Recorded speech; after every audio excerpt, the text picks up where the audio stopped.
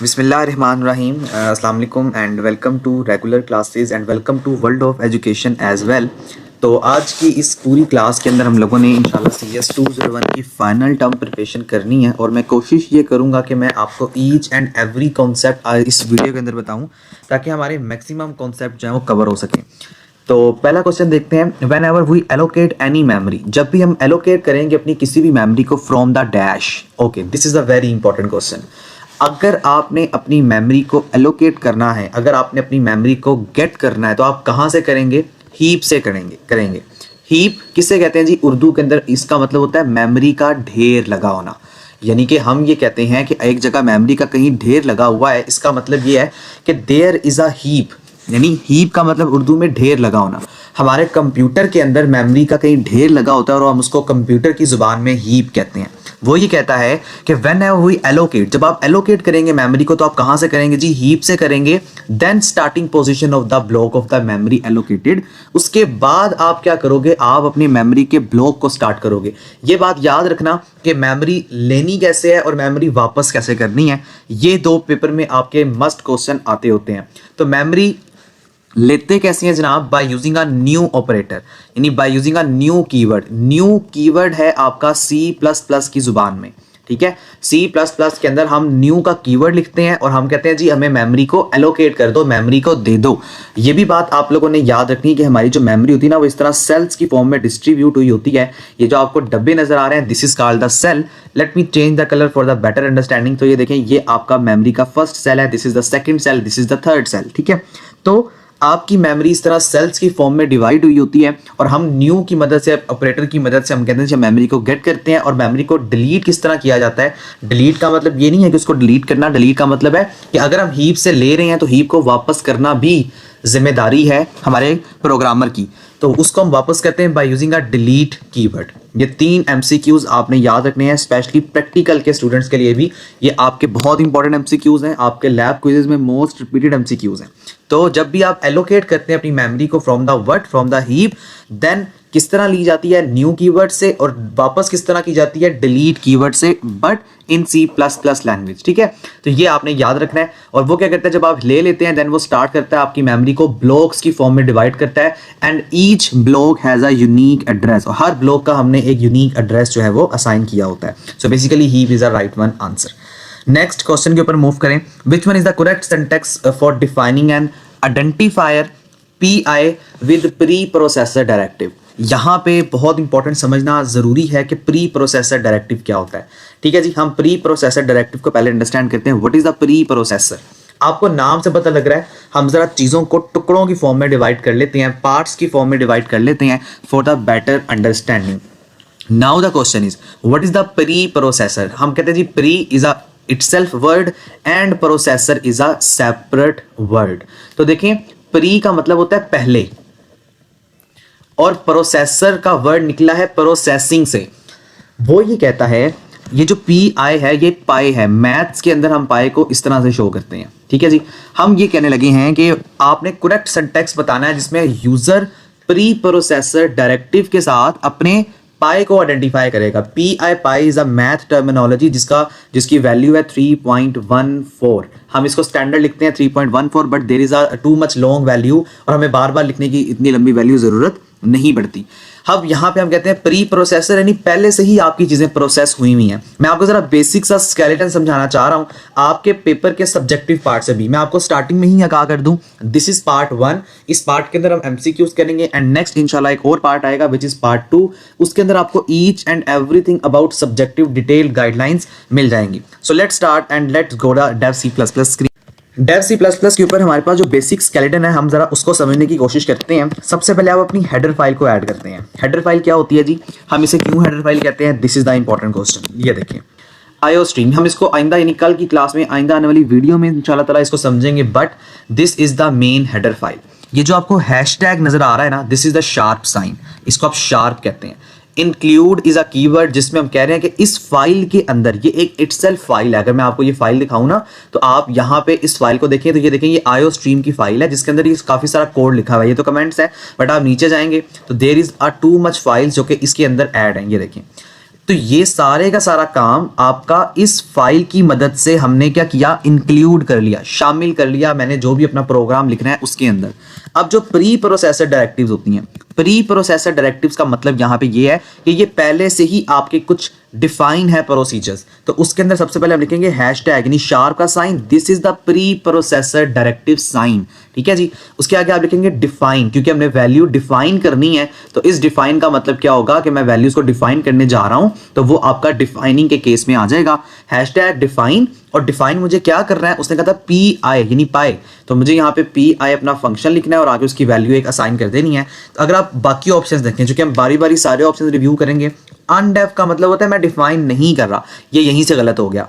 Hashtag यानी sharp sign, define P I pi 3.14, ये आपकी वैल्यू ठीक हो सकती थी, बट इसमें जो आपका मेन कंसर्न है वो इक्वालिटी के साथ आएगा। Okay, let me check the handouts, हम इसको हैंडआउट्स एक दफा रिव्यू करेंगे, ठीक है। इक्वालिटी का साइन नहीं आएगा, मेरे नॉलेज के मुताबिक इक्वल आना चाहिए था, बट वो एक सेपरेट टर्म है, हम इसको प्री प्रोसेसर डायरेक्टिव के टर्म में नहीं लिखेंगे। This is a right option, हमने इसको हैंडआउट से भी एक दफा रिव्यू कर लिया है। तो ये देखें पेज नंबर 418 के ऊपर आपका आंसर मौजूद है, हैशटैग डिफाइन। अब उसने अपने वैल्यू यानी उसने अपने फंक्शन का नाम जो है वो सेपरेट रखा है मैक्स नंबर 1000, ठीक है। तो यहां से अगर हम देखें तो ये वाला ऑप्शन इसका राइट बनता है, बाकी कोई ऑप्शन राइट बनेगा नहीं। अगर हम नीचे देखें इफ डेफ तो बन नहीं सकता, लेकिन ये जो इक्वालिटी का साइन था, this will be the confusion for me, तो यहां पे इक्वालिटी नहीं आएगा, वो आपका एक सेपरेट कॉन्सेप्ट है, वो आपके फंक्शंस के अंदर आएगा, but this is not a function. वो आपको यहां पे ये कह रहा था कि आपने जो है वो मुझे सिर्फ प्री प्रोसेसर डायरेक्टिव के मुताबिक आइडेंटिफायर बताना है, तो वो अकॉर्डिंग टू हैंडआउट्स हमने देखें यहां पे देख लिया कि इसमें कोई इक्वालिटी का साइन जो है वो नहीं आ रहा, ठीक है जी। तो यही आपका राइट ऑप्शन है। नेक्स्ट क्वेश्चन के ऊपर मूव करते हैं।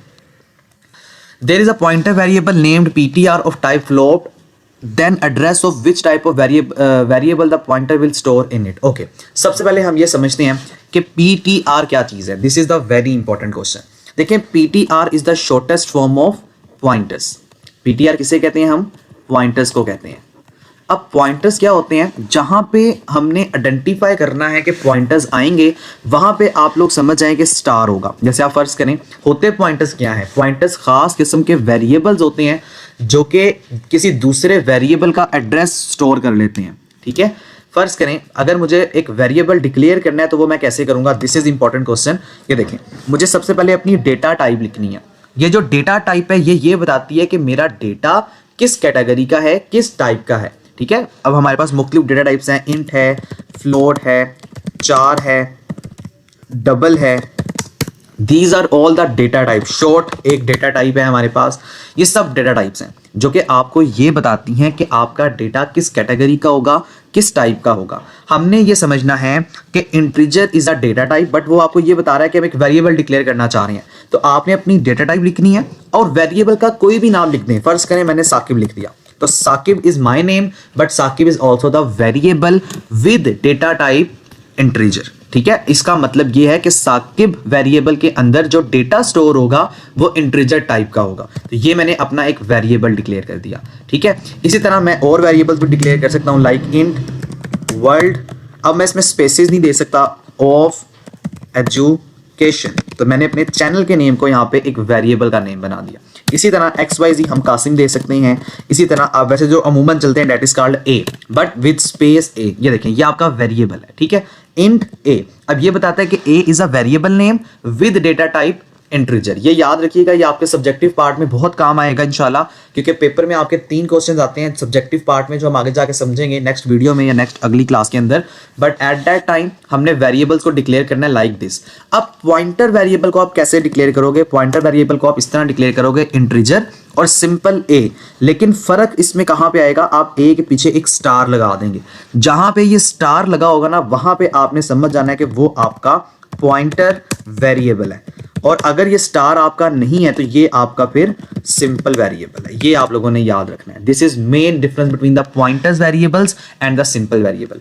बेसिकली आपके पॉइंटर वेरिएबल को आपकी पूरी किताब में एक स्टैंडर्ड PTR से शो किया गया है। ये PTR आपको क्या बताता है जी, ये PTR आपको पॉइंटर बताता है कि ये जो है ये आपका पॉइंटर वेरिएबल है। सिंपल। लेकिन आगे जाके इन्होंने कंफ्यूजन के लिए ये पॉइंटर को चेंज भी किया हुआ है, तो आप लोगों ने याद रखना है जहां पे स्टार आ जाएगा वो आपका पॉइंटर वेरिएबल जो है वो बन जाएगा।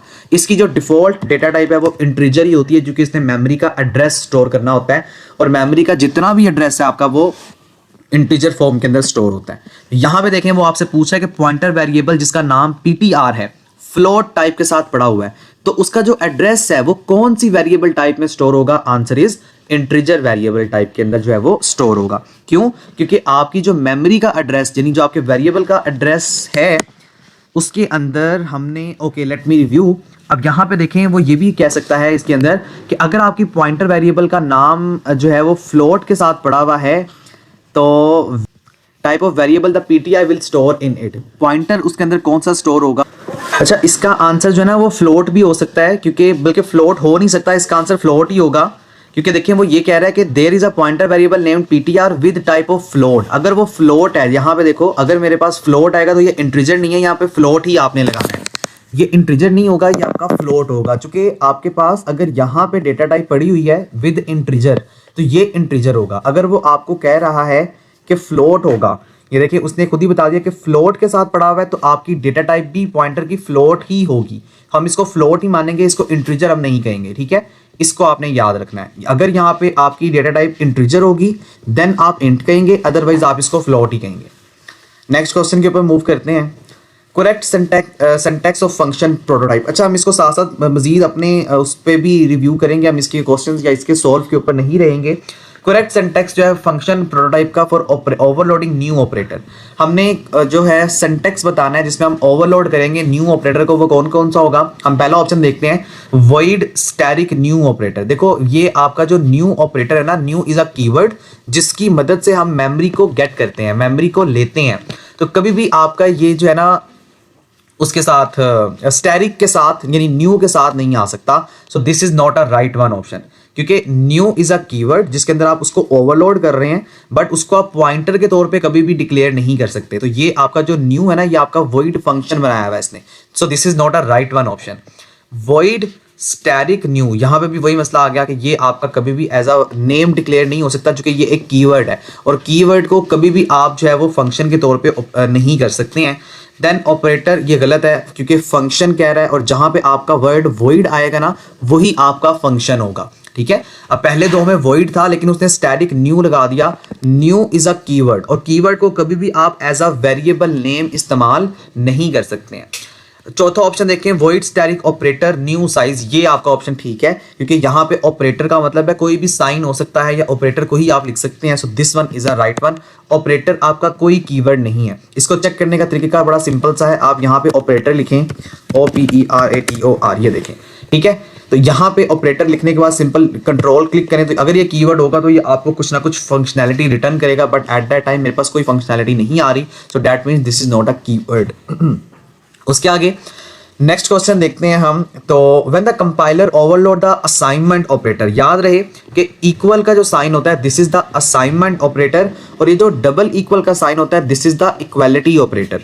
अगर कंपाइलर ओवरलोड करेगा आपके असाइनमेंट ऑपरेटर को बाय डिफॉल्ट तो क्या होगा जी? Compiler does not allow default overload operator, number of class are not assigned properly, compiler does assignment of some selected numbers, या compiler does member wise assignment. Okay, let me review. अब वो ये पूछ रहा है आपसे कि अगर हमारा कंपाइलर ओवरलोड करेगा असाइनमेंट ऑपरेटर को बाय डिफॉल्ट तो कंपाइलर कौन सी चीज को अलाउ कर रहा होगा? तो इसका जो राइट ऑप्शन है वो this one, compiler does member wise arguments, ठीक है? When the compiler overload the assignment operator by default then compiler does member wise assignment. तो कंपाइलर मेंबर वाइज जो है वो असाइनमेंट करेगा, नॉट अ आर्गुमेंट, शायद मैं गलती से आर्गुमेंट कह गया। Compiler does member wise assignment, so this is the last one is the right option. Next question के ऊपर मूव करते हैं। अच्छा जी, कंसिडर द फॉलोइंग कोड। नीचे आपको कोड दिया गया है, इस कोड के मुताबिक हमने देख के बताना है कि क्या चीज़ हो रही है। हमने एक क्लास बनाई m के नाम की, फ्रेंड फंक्शन डिक्लेयर किया। फ्रेंड फंक्शन क्या काम करता है? This is important point. Friend function जो होता है ना, ये आपकी प्राइवेट डेटा को एक्सेस करवाता है। फ्रेंड फंक्शन का मतलब ये होता है कि हम अपनी प्राइवेट क्लास का डेटा कुछ हद तक एक्सेस कर सकते हैं। अगर हम फ्रेंड फंक्शन की मदद से ये काम कर सकते हैं तो इसका मतलब है कि हम अपनी प्राइवेट क्लास का कुछ डेटा एक्सेस कर रहे हैं। ये किसकी वजह से पॉसिबल है जी? फ्रेंड फंक्शन की वजह से। तो यहाँ पे उसने फ्रेंड फंक्शन लगाया इंट ऑपरेटर फैक्टोरियल। ये जो फैक्टोरियल है इसका मतलब है नॉट इक्वल टू।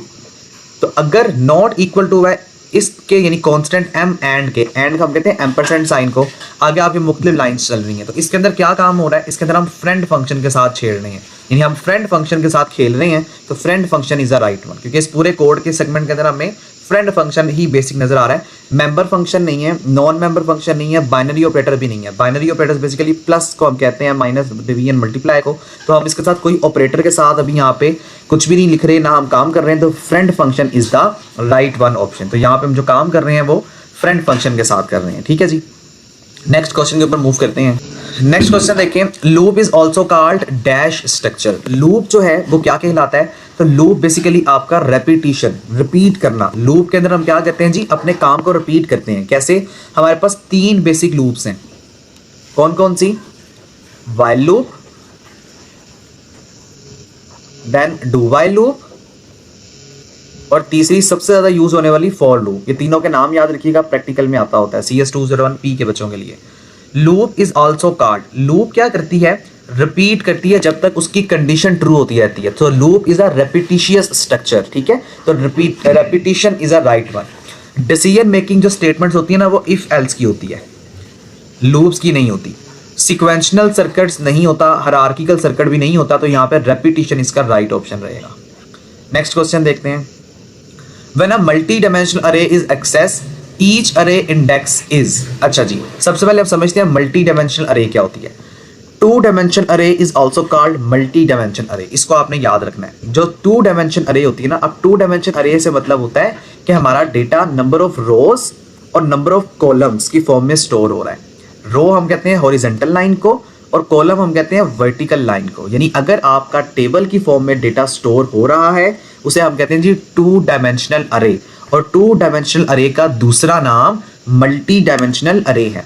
वो ये कहता है कि अगर मुझे मल्टी डायमेंशनल अरे के साथ काम करना है तो हर इंडेक्स को मैं क्या करूंगा, सेपरेट बाय कोमास ये करूंगा, surrounded by brackets and separate by commas ये करूंगा, separate by commas and surrounded by brackets या सराउंडेड बाय ब्रैकेट्स। अच्छा, इसमें सिंपल सा काम है, समझाने वाला कोई काम नहीं है, सिर्फ 2 डायमेंशन अरे को समझाना था। इसमें आप सबसे पहले ब्रैकेट्स को इंसर्ट करेंगे लाइक दिस, ये इसका सिंटैक्स है। ठीक है, ये देखें। उसके बाद आप क्या करेंगे, आप उसको कॉमा से सेपरेट करेंगे, ये इसका बेसिक सिंटैक्स है। और सबसे पहले आप नंबर ऑफ रोज लिखते हैं। फर्स्ट करें, मैंने यहाँ पे 3 लिखा और यहाँ पे भी 3 लिखा। इस 3 का मतलब है जी नंबर ऑफ रोज, और इस 3 का मतलब है नंबर ऑफ कॉलम। ये आपके पेपर में आएगा, इस तरह की चीजें पेपर में आती होती हैं।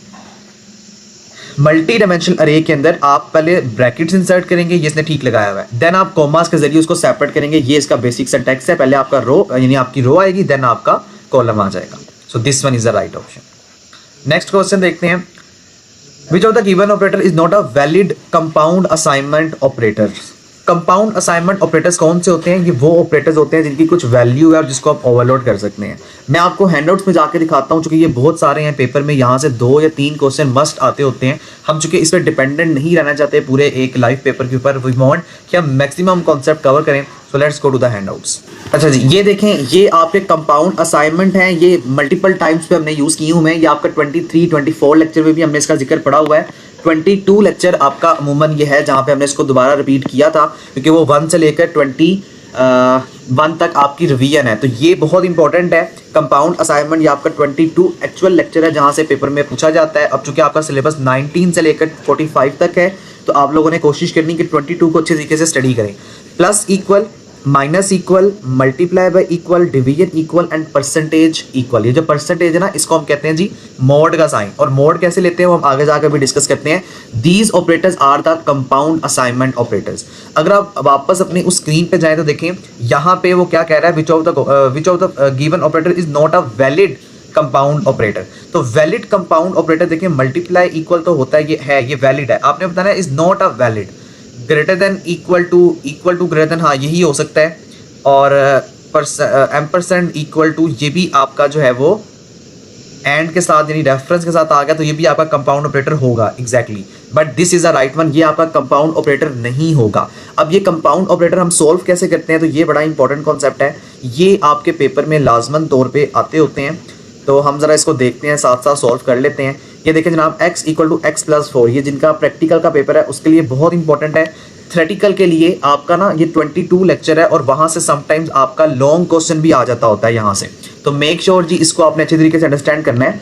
x अगर बराबर है x प्लस 4 के, तो हम इसको किस तरह लिखेंगे, कंपाउंड ऑपरेटर में जो 2 दफा x आ रहा है उसको आप कॉमन ले लो, यानी एक दफा लिखो x, देन आपका ऑपरेटर आएगा which is called the plus, then equal और आपका constant sign which is called the 4। ये देखिए ये आपने इसको मर्ज कर दिया, ठीक है। और अगर मुझे इसको तोड़ना है तो आप इस x को 2 दफा लिखेंगे, x equals to x plus 4। This is the important concept. ये समटाइम वो सिर्फ 2 या 3 देता है और वो आपको 5 नंबर का लॉन्ग क्वेश्चन बना के दे देता है। सो this is most important MCQs and most important short question. इसको आपने याद रखना है कि विच of the given operator is not a valid compound. हमने चले कंपाउंड असाइनमेंट ऑपरेटर्स पढ़ लिए, बट कंपाउंड जो ऑपरेटर्स होते हैं ना वो ये वाले होते हैं। और चूंकि असाइनमेंट है तो assignment like this one, this is the assignment operator. So ये वाला आपका राइट ऑप्शन बन जाएगा क्योंकि ये वैलिड नहीं है आपका। नेक्स्ट क्वेश्चन देखते हैं, टू असाइन अ वैल्यू। अगर आपने वैल्यू को असाइन करना है with the character data type variables तो हम क्या काम करेंगे जी, हम उसको सिंगल कोट्स के अंदर हम अराउंड करेंगे वैल्यू, यानी सिंगल कोट्स हम उसको अराउंड करेंगे, नोट अ डबल कोट्स। यहाँ पे भी 2 क्वेश्चन हो सकते हैं, one is a double quote, one is a single quote, जहाँ पे स्टूडेंट कंफ्यूज हो जाते हैं। तो अगर आपने स्ट्रिंग में कोई नाम पास करवाना होता है ना तो हम उसको सिंगल कोट के अंदर यानी सिंगल कोट्स के अंदर ही अपनी वैल्यू को पास ऑन करवाते हैं। सो सिंगल कोट्स में भी अच्छा डबल कोट्स में हम सी आउट की वैल्यू पास करवाते हैं और सिंगल कोट में हम जो सिंपल हमारा होता है वेरिएबल डिक्लेयर होता है उसकी वैल्यू पास ऑन करवाते हैं, ठीक है। आगे चलते हैं, नेक्स्ट क्वेश्चन देखते हैं। We use variable of type dash to store any character value. देखें ये बहुत इंपॉर्टेंट क्वेश्चन है आपका और बड़ा आसान सा क्वेश्चन है। कहते हैं जी वी यूज वेरिएबल टाइप, हम कौन सी वेरिएबल की टाइप इस्तेमाल करेंगे जिसके अंदर आप अपनी करेक्टर टाइप वैल्यू को स्टोर करें। अब ये आप याद रखना कि करेक्टर्स क्या होते हैं। जैसे देखें मेरा नाम साकिब है, अब साकिब का ये जो एस है this is the first character of my name, A is a second character of my name, Q is a third character of my name, I is a fourth character of my name, B is a fifth character of my name. तो यहाँ पे ये जो आपको S A Q I B नजर आ रहे हैं दिस इज द करेक्टर्स, तो इसको हम कहते हैं 4 डेटा टाइप, ठीक है। तो यहाँ पे इसका राइट ऑप्शन आपका बनेगा करेक्टर डेटा टाइप। इंटीजर वो डेटा टाइप होती है जिसके अंदर आप सिंपल नंबर्स को स्टोर करवाते हैं, लाइक 10, लाइक 99, लाइक 1000।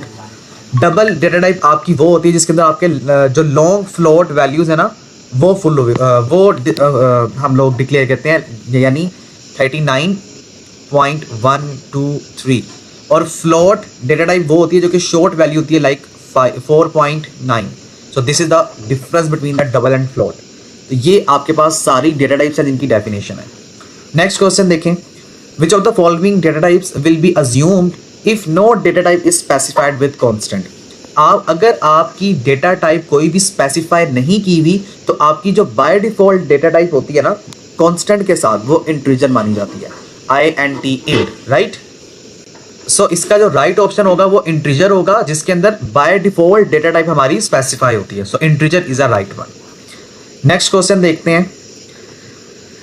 अच्छा ये तकरीबन आपका मेरा ख्याल है कोई 27-28 लेक्चर से पूछा गया है। Which header file should be included to use like malloc and calloc functions. अच्छा आप लोगों को पहले ये बात समझ आनी चाहिए कि malloc फंक्शन क्या काम करते हैं और calloc फंक्शन क्या काम करते हैं। दोनों को आपने अच्छी तरीके से अंडरस्टैंड करने की कोशिश करनी है। This is the most important part of your lectures. तो देखिए जनाब हमारे पास ना मेमोरी को जैसे अभी पहला क्वेश्चन हमारा हीप से रेलिवेंट था, ये उसी से रिलेटेड आपका कॉन्सेप्ट है।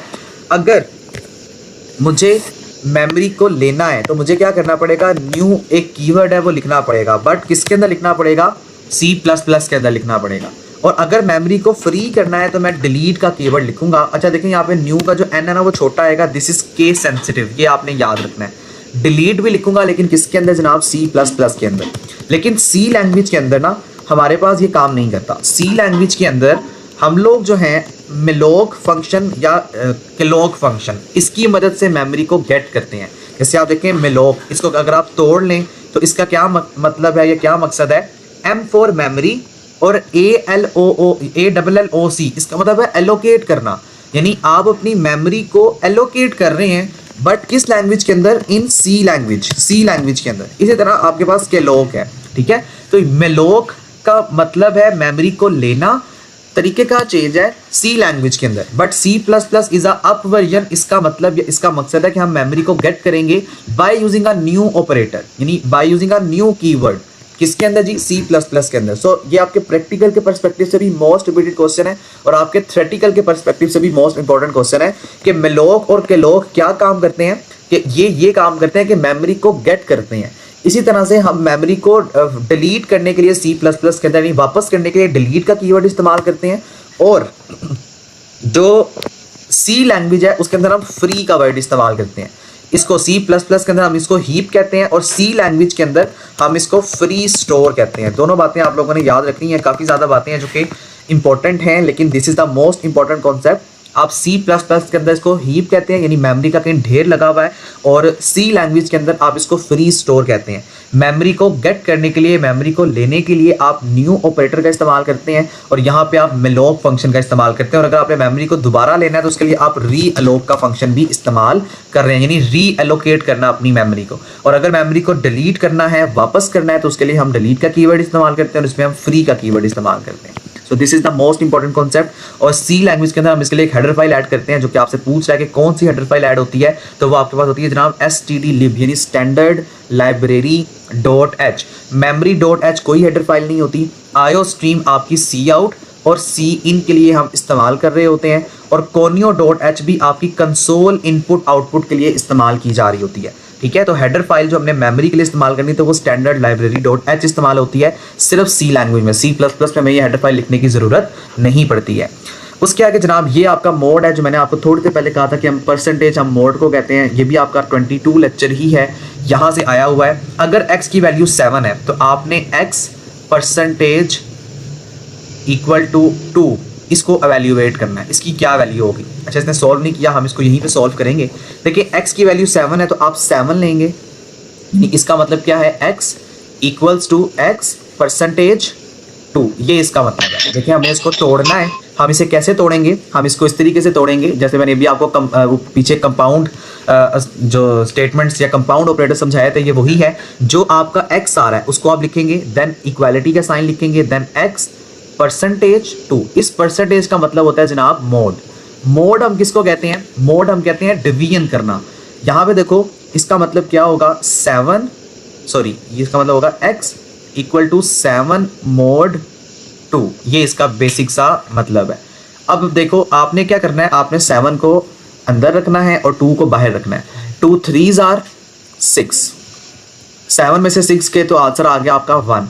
जो आपका रिमाइंडर होता है ना, वो आपके मोड का आंसर होता है।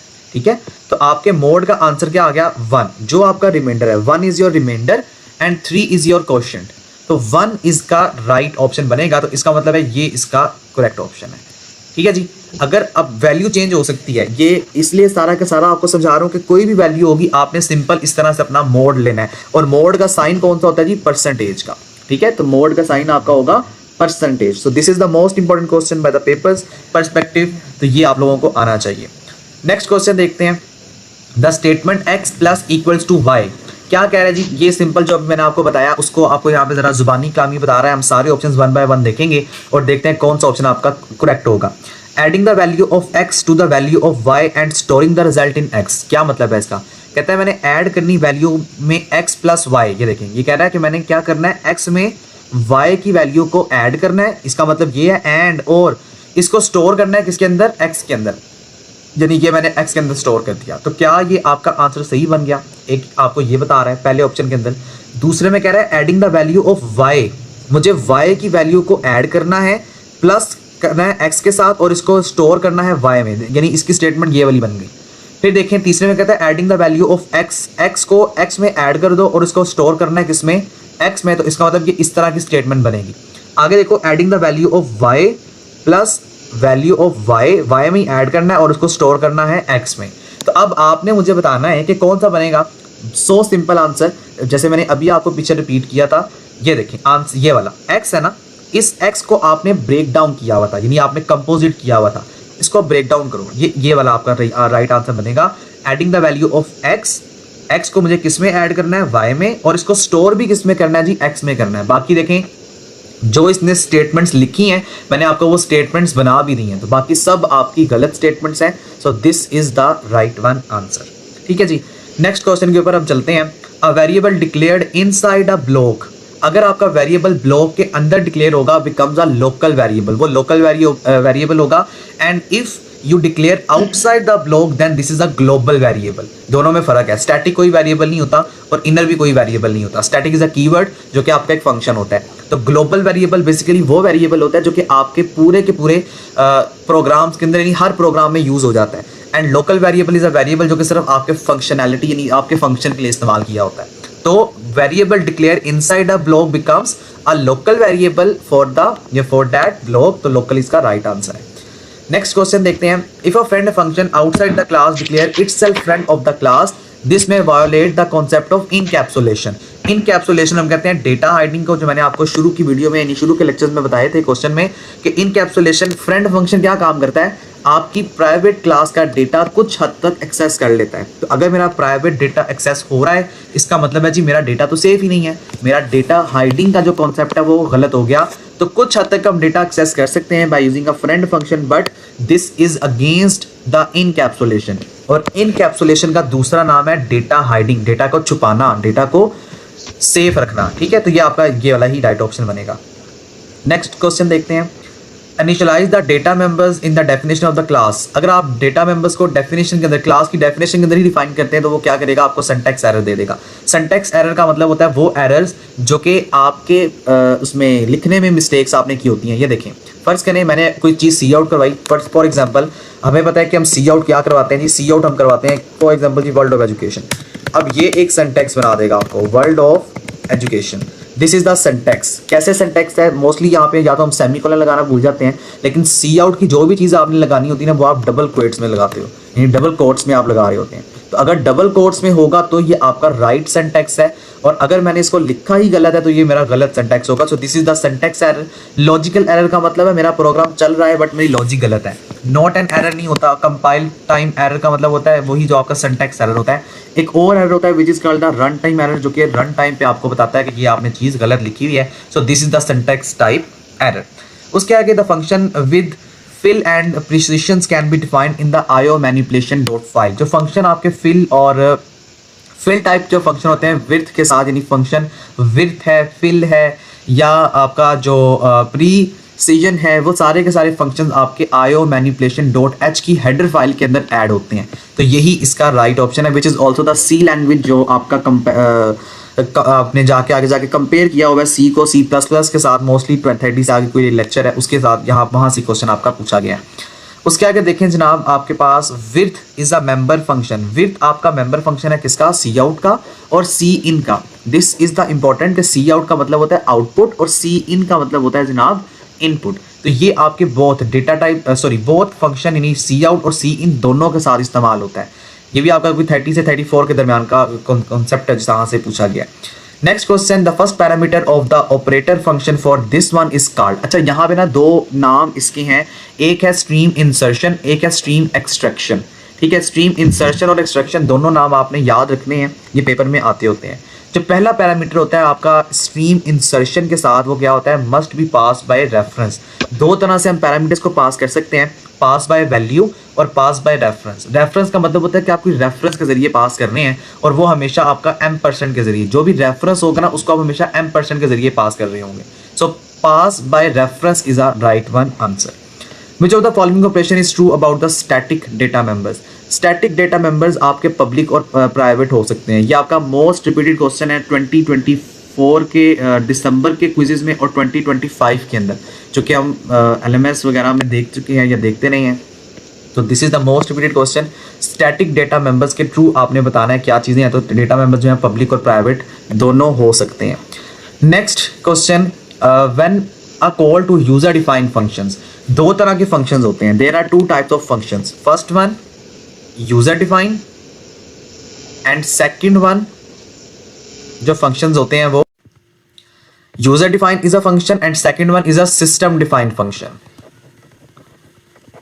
सिस्टम डिफाइंड फंक्शन को सिस्टम डिफाइन फंक्शंस वो डिफाइन होते हैं जो कि सिस्टम ने यानी कंपाइलर ने डिफाइन किए होते हैं, ठीक है। और यूजर डिफाइंड फंक्शंस वो डिफाइन होते हैं जो कि प्रोग्रामर अपने लिए खुद डिफाइन कर लेता है। यहां पे वो कहता है कि जब भी आप कॉल कर रहे हैं यूजर डिफाइंड फंक्शन को, तो आपका जो वेरिएबल है वो डिफाइन होगा inside the function will not exist. ये सिंपल एक लाइन इसने उठा के दी हुई हैंडआउट से, इसमें समझाने वाला कोई काम नहीं है, but this is the important MCQ जो कि रिपीटेड है।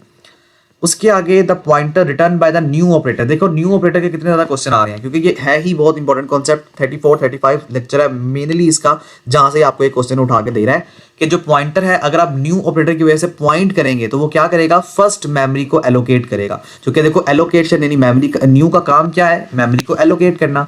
तो न्यू की मदद से हमारा जो पहला एलिमेंट एड्रेस है वो आ जाएगा। ये भी याद रखना है आपने कि अरे का जो इंडेक्स है वो हमेशा 0 से स्टार्ट होता है, जो आपकी अरे होती है वो 0 से स्टार्ट होती है। तो first memory address is a right one option. उसके आगे अब दोबारा से इसने आपको वही बना के दिया है कि ओवरलोड प्लस के अंदर, ओवरलोड का मतलब होता है ऑपरेटर की फंक्शनैलिटी को इंक्रीज करना। इसमें मेनली कॉन्सेप्ट आपका कम्प्लेक्स जो है ना वो है कम्प्लेक्स नंबर्स का। कम्प्लेक्स नंबर्स कौन से होते हैं, ये वो नंबर्स होते हैं जो कि दो नंबर से मिलकर बनते हैं, विच is called imaginary and real, ठीक है। जैसे 2 आयोटा, तो 2 आयोटा यानी 2 आपका नंबर है रियल नंबर और आयोटा आपका इमेजिनरी नंबर है।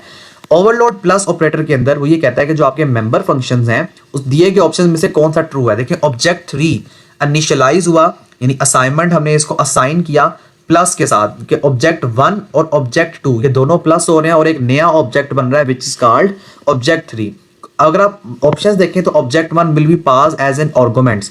देखिए ये आर्गुमेंट नहीं है, आर्गुमेंट्स वो चीजें होती हैं जो कि आपके पैरामीटर्स होते हैं और वो आप हमेशा ब्रैकेट्स के अंदर लिखते हैं। Object 1 will drive the plus, object 1 क्या करेगा, ड्राइव करेगा प्लस ऑपरेटर, जबकि object 2 will pass an argument, object 2 भी आर्गुमेंट पास नहीं कर रहा होगा। Both object 1 and object 2 will pass an arguments to the plus operator, this one is a right option. क्यों, क्योंकि देखिए ऑब्जेक्ट 1 की फर्स्ट करें, ऑब्जेक्ट 1 की वैल्यू है जनाब फॉर एग्जांपल 4 और ऑब्जेक्ट 2 की वैल्यू है फॉर एग्जांपल 7। तो 4 प्लस 7 जो भी वैल्यू आपकी आएगी लाइक 4 7 ये आपका बन जाएगा 11। ये एक नया ऑब्जेक्ट क्रिएट कर रहा है और इसको आपने कह दिया OBJ3। So this is the important. तो ये दोनों एज अ आर्गुमेंट्स पास होंगे किस ऑपरेटर को, दरमियान में साइन आपका प्लस का है, प्लस को। सो this is the right one option. Next question देखते हैं। A template function must have at least 2 generic data types. Template sorry 1 generic data type, I am sorry. Function template जो है इसने भी 1 ही लगाया हुआ है। हाँ, फंक्शन टेम्पलेट जो है उसकी एक जेनेरिक डेटा टाइप होनी चाहिए। जेनेरिक डेटा टाइप का क्या मतलब है, जेनेरिक का वर्ड जहां पे आएगा ना वहां पे आपने समझ जाना है कि हम रीयूजेबिलिटी की बात कर रहे हैं। तो फंक्शन या टेम्पलेट फंक्शन जो होते हैं ये वो फंक्शंस होते हैं जिसको आप बार बार रीयूज कर सकते हैं, ठीक है। तो इसकी एक जेनेरिक डेटा टाइप लाजमी होनी चाहिए। ये सिंपल एक उसने एमसीक्यूज की लाइन हैंडआउट से लाइन उठा के दी है, इसमें ऐसा समझाने वाला कोई बात नहीं है, रट्टा लगाने वाला काम है कि 1 होनी चाहिए बस। उसके आगे देखें, with template function the compiler automatically detect the dash and dash. अच्छा, इसमें ना आपको ये लाइनें ही हैं, यानी जो हैंडआउट से उठा के दे रहा है इसमें ऐसा कोई कंसेप्चुअल पार्ट नहीं है कि जो टेम्पलेट फंक्शन है कंपाइलर ऑटोमेटिकली डिटेक्ट करेगा आपका pass data and generate a new copy of function using pass data. अगर बाकी ऑप्शन देख लें तो compiler function the compiler automatically detect the parameters, नहीं पैरामीटर्स नहीं है, ये गलत हो गया क्योंकि उसने आखिर में पास डेटा कहा हुआ है। तो this is the right one option, ठीक है, ये ऑप्शन इसे ठीक लगाया हुआ है, बाकी 2 ऑप्शन भी आपके नहीं होंगे। सो this is the right option. Next question देखते हैं। The appropriate data type two store the number of rows and column. देखो नंबर, ये वो चीज़ है जो मैंने आपको शुरू वाले में बताई थी, जो मैंने आपको सिंटैक्स लिख के बताया था। दिस इज द इंपॉर्टेंट कि ये आपने ब्रैकेट्स को इंसर्ट किया। पहले आप क्या लिखेंगे, नंबर ऑफ रोज लिखेंगे, देन आप नंबर ऑफ कॉलम लिखेंगे। पेपर में ये आपके आएगा, जो प्रैक्टिकल के स्टूडेंट्स हैं उनके लिए। फर्स्ट करें, मैंने लिखा 3/4, ये कॉमा सेपरेट कर रहा है कि पहले बता रहा है ये रोज हैं, देन आपको ये बता रहा है कि ये कॉलम्स हैं। तो 3 is a number of rows and 4 is a number of columns. तो यहाँ पे आपका इंटीजर यानी कि ये कौन सी है, ये इंट डेटा टाइप है। कभी भी ऐसा नहीं होता कि हम 3.0 लिखें, इस तरह नंबर ऑफ रोज और कॉलम नहीं ली जाती। स्ट्रिंग आपकी डेटा टाइप है जो कि आपकी नेमिंग कन्वेंशन के लिए इस्तेमाल की जाती है। तो अगेन ये आपकी नहीं होगी। फ्लोट में मैंने आपको बताया कभी भी नहीं होगा। और 4 आपकी करेक्टर डेटा टाइप है जिसके साथ हम करेक्टर्स को लिखते हैं। सो इसका राइट ऑप्शन आपका इंटीजर बनेगा। Next question, ANSI most important and repeated question, American standard code for information interchange. ANSI sorry ASCII वो है American standard code information interchange, ये आपका आएगा American standard code for information interchange. यहाँ पे उसने आंसर पूछा तो ये आपका अमेरिकन नेशनल स्टैंडर्ड इंस्टीट्यूट, ये इसका ये है अमेरिकन, यहाँ पे देखिए न्यूट्रल नहीं है अमेरिकन, ये भी गलत हो गया, ऑस्ट्रेलियन एशियन नहीं होता, हाँ ये है अमेरिकन नेशनल स्टैंडर्ड इंस्टीट्यूट, ठीक है, ये आपका इसने लगाया हुआ राइट ऑप्शन और यही आपका राइट ऑप्शन है। इसके अलावा आस्की भी है जो मेरा ख्याल है इसके अगला क्वेश्चन है, उसमें फाइल में मैंने कहीं देखा है, आस्की का मतलब American standard code for information interchange, ठीक है जी।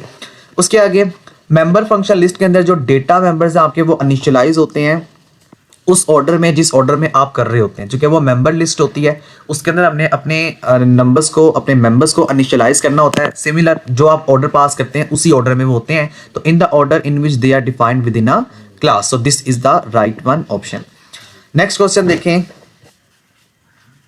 The initialiser list is used to initialise the content object of a class. जो इनिशियलाइजर लिस्ट होती है ना वो आपकी कंटेन होती है उस क्लास के ऊपर eight compile time, run time, debug time या कंस्ट्रक्शन टाइम। ओके, जो इनिशियलाइजर लिस्ट होती है वो आपकी कंपाइल टाइम के ऊपर जो है वो जनरेट होती है, तो इसका जो राइट ऑप्शन है आपका वो this one, compile time is a right option.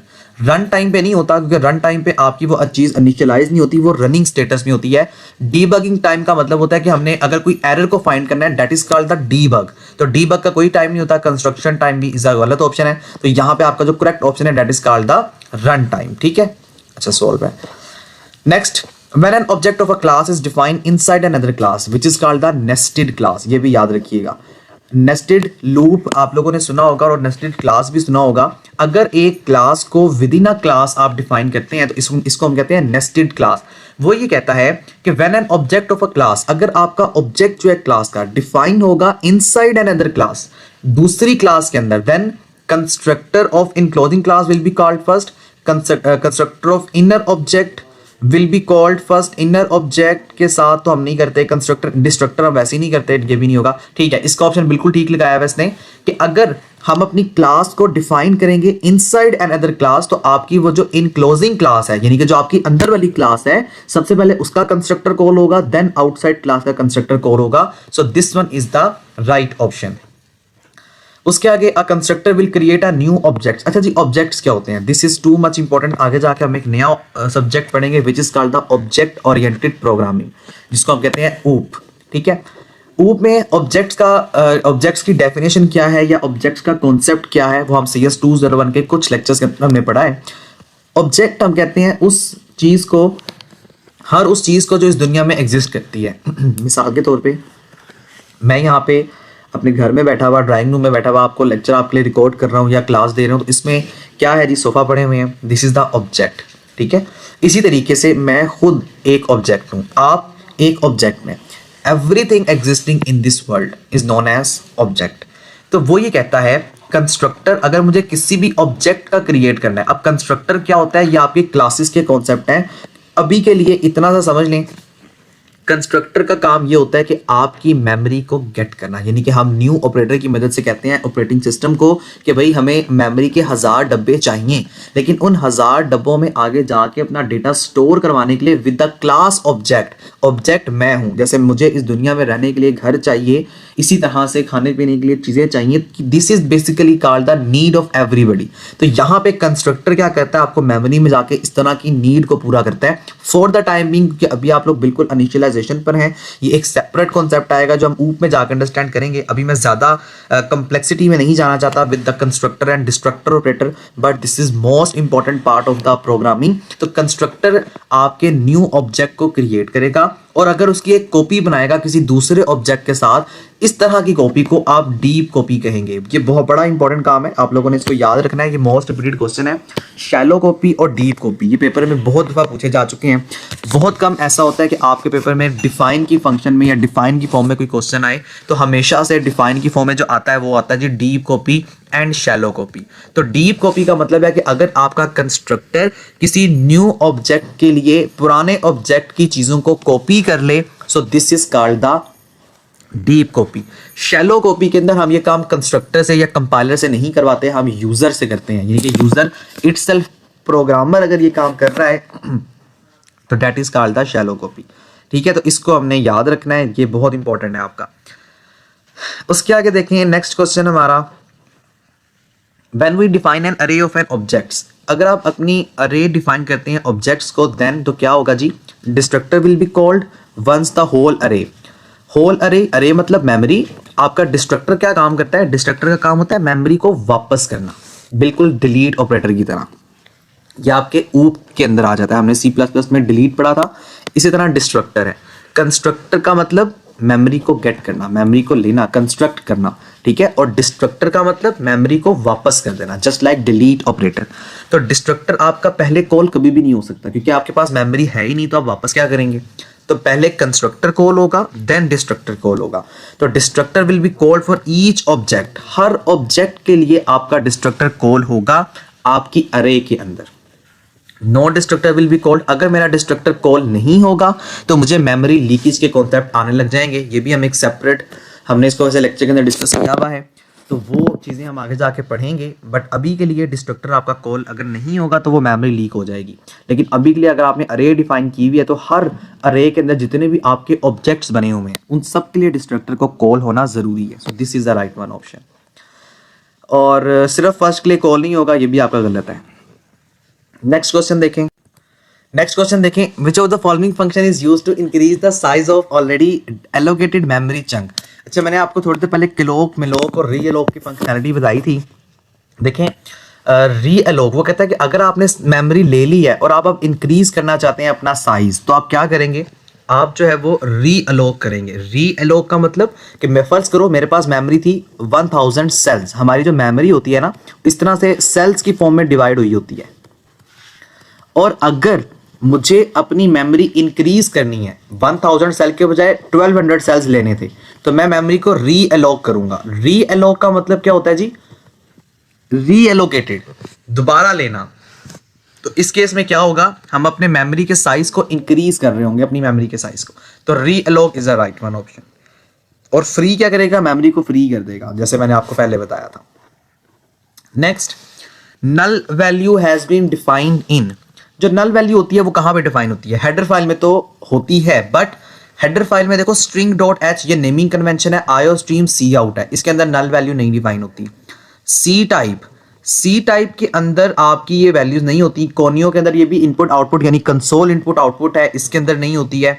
Standard library और standard def dot H null value इनके अंदर ही हो सकती है, बाकी ऑप्शंस तो नहीं लग रहे, क्योंकि console input output dot C ये कोई हेडर फाइल होती नहीं है। ये वैसे ही आपका ऑप्शन 2 गलत हो गए। इसमें जो आंसर, हाँ देखिए, अब अगर आप लोगों को पेपर में कोई एमसीक्यूज नहीं आता ना, तो उसको सॉल्व करने का तरीका बड़ा सिंपल सा है। आप लोग कोशिश किया करें कि आप लोग ये देखा करें, अब मुझे जो लगता है मेरे नॉलेज में 2 ऑप्शन हैं, या तो ये हो सकता है या ये हो सकता है, बाकी 2 डॉट सी के साथ कोई हेडर फाइल होती ही नहीं है।